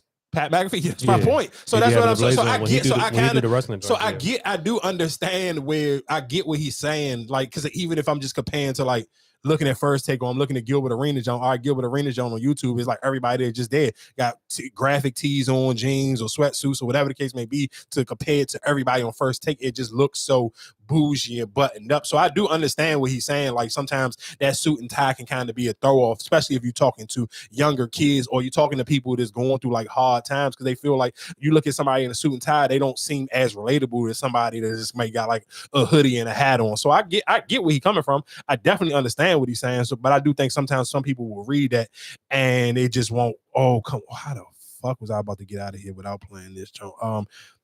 So it was a oh damn, I almost forgot about the Burna Boy joint. Where's the lady with the So it was a lady who, it was her son's birthday, and she was riding the car with her kids. And sometimes I be leaving some of these things as skits, and that's probably how I even almost forgot this one. So the lady was asking her 13-year-old son to help pay the the electric bill, and he said no. So she was like, all right, well then I'm gonna give back your PlayStation. That's why I be forgetting, because they be deleting some of this shit. I hate when they do that. Like, why do they do that though? Oh man. Oh man, this is cool. And his sister stood with him. And that's what made me think it was fake. PlayStation. Where is it? Damn, they must have deleted that shit. I hate when they do that. Like, why you even? Because she needed to pay the bill. Yeah, she needed to pay the electric bill. So she was asking her son to allow her to borrow some birthday money. Yeah, allowed him to borrow some of his birthday money so she could pay the electric bill. And then he was like, nah. And then she was like, all right, well, cool. Then I'm just gonna sell your PlayStation 5 that I bought you since I can't borrow none of your birthday money. And they went OD. That's why I want to play the junk, because I feel like just that clip. I feel like it's just not. To me, I felt like it wasn't real. And it was. Oh, here you go, right here. Here you go. I do for you as a mother. Literally, I take care of you, I feed you. All the stuff I do for you as a mother. Literally, I take care of you, I feed you, I cook, I do all that stuff. And all I did, I asked you for your birthday money so that I can pay the light bill. You don't want to give me the birthday money. So I am taking the PS5 back so I can get the money so the bill can be paid. Well, how you going to ask for my birthday money that I got on my birthday to pay the light bill? And why you trying to take my PS5 away? Well, you can't play the PS5 anyway if there ain't gonna be no damn lights in our house. You shouldn't have been going out so much. You would have had the money. What happened to the income tax? First of all, I'm an adult. Stay out my business. When I come to you as a mother and I'm telling you there's an issue where I need help, you help. Going out so much. I'm tired of you going out. You need to spend time with us, and you need to spend money on your bills. Leilani, I'm not even talking to you. So you stay in a child's place. You said stay in a child's place, but you asking my brother to pay your bills. And just like Blake said, you need to start spending money on us and stop going spending money on yourself and your little boyfriend. Y'all be at That's what your All ass the- get for so turning the damn listen, phone listen, off. listen what I'm saying. That's why I don't believe it's real. Because let's be real. Let's keep Bring it about your at ass that up. at that tone of voice that mom was talking to though. Can we be honest? A mother to talk to her kids like that. If this was a real video and this wasn't just like some skit to get people talking, no, she would have put that car in park and would have beat that skin off them goddamn kids. Just the way she was talking, her demeanor and her aggressiveness and her tone of voice was very ghetto. You are not going to be able to mouth off at no ghetto ass mother like the way that they was mouthing off at her back and sitting here saying you need to stop going, bro. She would have stopped that car and smacked the dog shit out of all of them. No, my honest, but I feel like if you had conversation beforehand, like I feel like that's what I said. That's why I said for them to say that, I feel like they didn't talk beforehand. Ain't no way in hell, nigga. It's no. So you saying it's real or a skit? Well, I think it's real. No way in hell. Oh no. I think it's real. Ain't no way in hell, dog. And I mean, was she really about to do it? But I feel like that was a real conversation that you had with them. And you allow your kids to talk to you like that? Nah, dog. Ain't no black mother going for that one. I can't believe. Oh no. Shit, I don't know words. I feel like that's why I said I feel like that conversation probably was had. No, people talk. You gotta think about when they be in their car and they be having conversation with their friends and all that. Them kids be listening. No, I get the kids be listening, but nah, dog. Ain't no. Did you hear what they were saying to them? You need to stop going out. You should have. Instead of you going out, you should have paid your bills. Like what? Who the fuck are you talking to? I think it was real. Man, I would have. That couldn't have been me as in no goddamn mother. Them kids would have been playing 32 pickup. I would have smacked their teeth all out their goddamn mouth. It was just, yeah, I don't get that one. Like that one, that to me just seemed like it was crazy. Yeah, Joey McDonald, Shakur Stevenson, Jimmy Butler, Lil Baby, IG model. Yeah. I ain't even got to play the clip, but it was some girl sitting here basically gave Burna Boy some cheeks because he promised her a Lamborghini and then he didn't buy her the Lamborghini. So they had a little back and forth on the internet. Burna Boy was having it up on her, and then she ended up shooting a video, getting a Lamborghini, took off of a truck like she bought a Lamborghini. I don't necessarily know if she was looking for clout because it's just some stuff that you should just keep to yourself. Like, bro, you got finesse.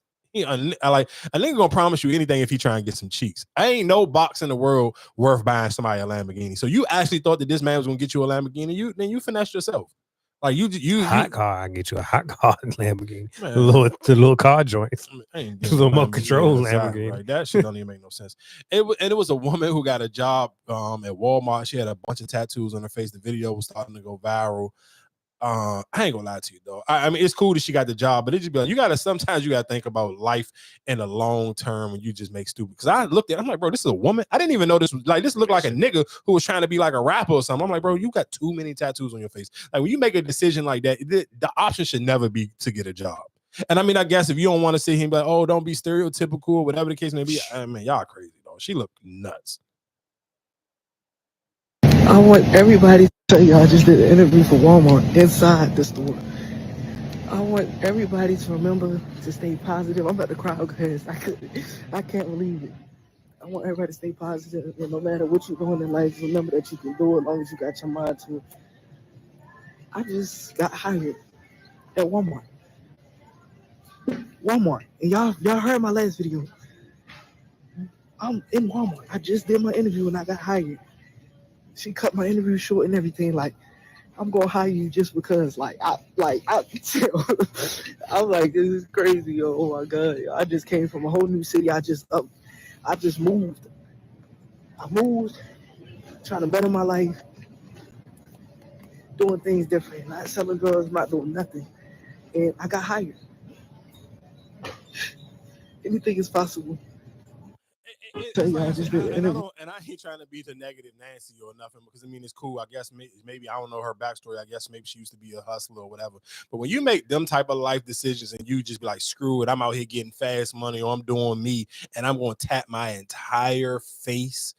Nah, dog. Like, I mean, cool. I'm glad you got the job, but it ain't. Sometimes you got to think about certain shit and it just be like, nah, man, that's crazy. Like, what? Oh, did you like this? Man. I didn't even know that was a woman, though. But go, whatever. Y'all go crazy. Congratulations. Yeah, congratulations, dog. Congratulations on the job. Sometimes y'all need to use y'all goddamn common sense. You need to really honestly think about certain shit. And shout out to Jim Jones. Jim Jones did put out a new project. I ain't gonna lie. Jim Jones was on that Jones slide. I ain't gonna hold you. Jim Jones, he be in his bag. And I don't like, and I mean, of course, the internet is the internet, because I hate the way even people try to play with Dipset when Tank bought them out. Because I ain't gonna lie, that shit was tight to me. Like, nigga, that's Dipset. And I know the niggas be trying to have jokes on Dipset, and I understand like the internet is just like the home of the corny shit, because Cameron is just on a podcast, or maybe he just in your face more. Maybe people just think he's funny. I've never really been a fan of that podcast. That's not like my go. That don't make my top 20 rotation of shit that I even think about listening to. I see the clips, and the reason why is because Cam just do too much corny stuff. Even just like him trying to play with Ocho Cinco, like I was like, bro, are you serious? Like, and that be my point. Just be like, niggas just, sometimes I'd be like, niggas just be saying shit because you make me feel like you ain't gonna get punched in the mouth. I seen Ocho Cinco box in real life. Like, actually get into a real live boxing ring, trained to box with professional boxers. Chad Ochocinco will beat the living dog shit out of Cameron. Like, can we be serious, dog? And that's why I don't respect niggas who be just sitting on microphones and just saying shit like it ain't like this, not real life repercussions, because kids watch this shit, young people watch it, and then they just be thinking like that's how life gonna, like, stop, dog. Like, it's cool just because you clever with words and you can say stuff to make people chuckle, but I'm not. Let's be serious. Like, even for him to make it be like, oh, I was gonna offer you a job, you like ask Mark Jackson and Mike, bro. Let me tell you something. Ocho Cinco ain't Mark Jackson, and he ain't fucking Mike Word. Like, let's come on, dog. Like, I heard that, and I was like, this is exactly why I don't watch these niggas, and that's why I hope you and Ocho Cinco really bump into each other. Because I promise you, if Ocho Cinco and Cameron bump into each other, if you dumb enough to believe that Cameron can do anything with Chad Ocho Cinco, you are an idiot, and you need to stay on social media and stay somewhere where it's safe at. But like I said, like, share, and subscribe. We here each and every Tuesday, and I'll holler at y'all next week.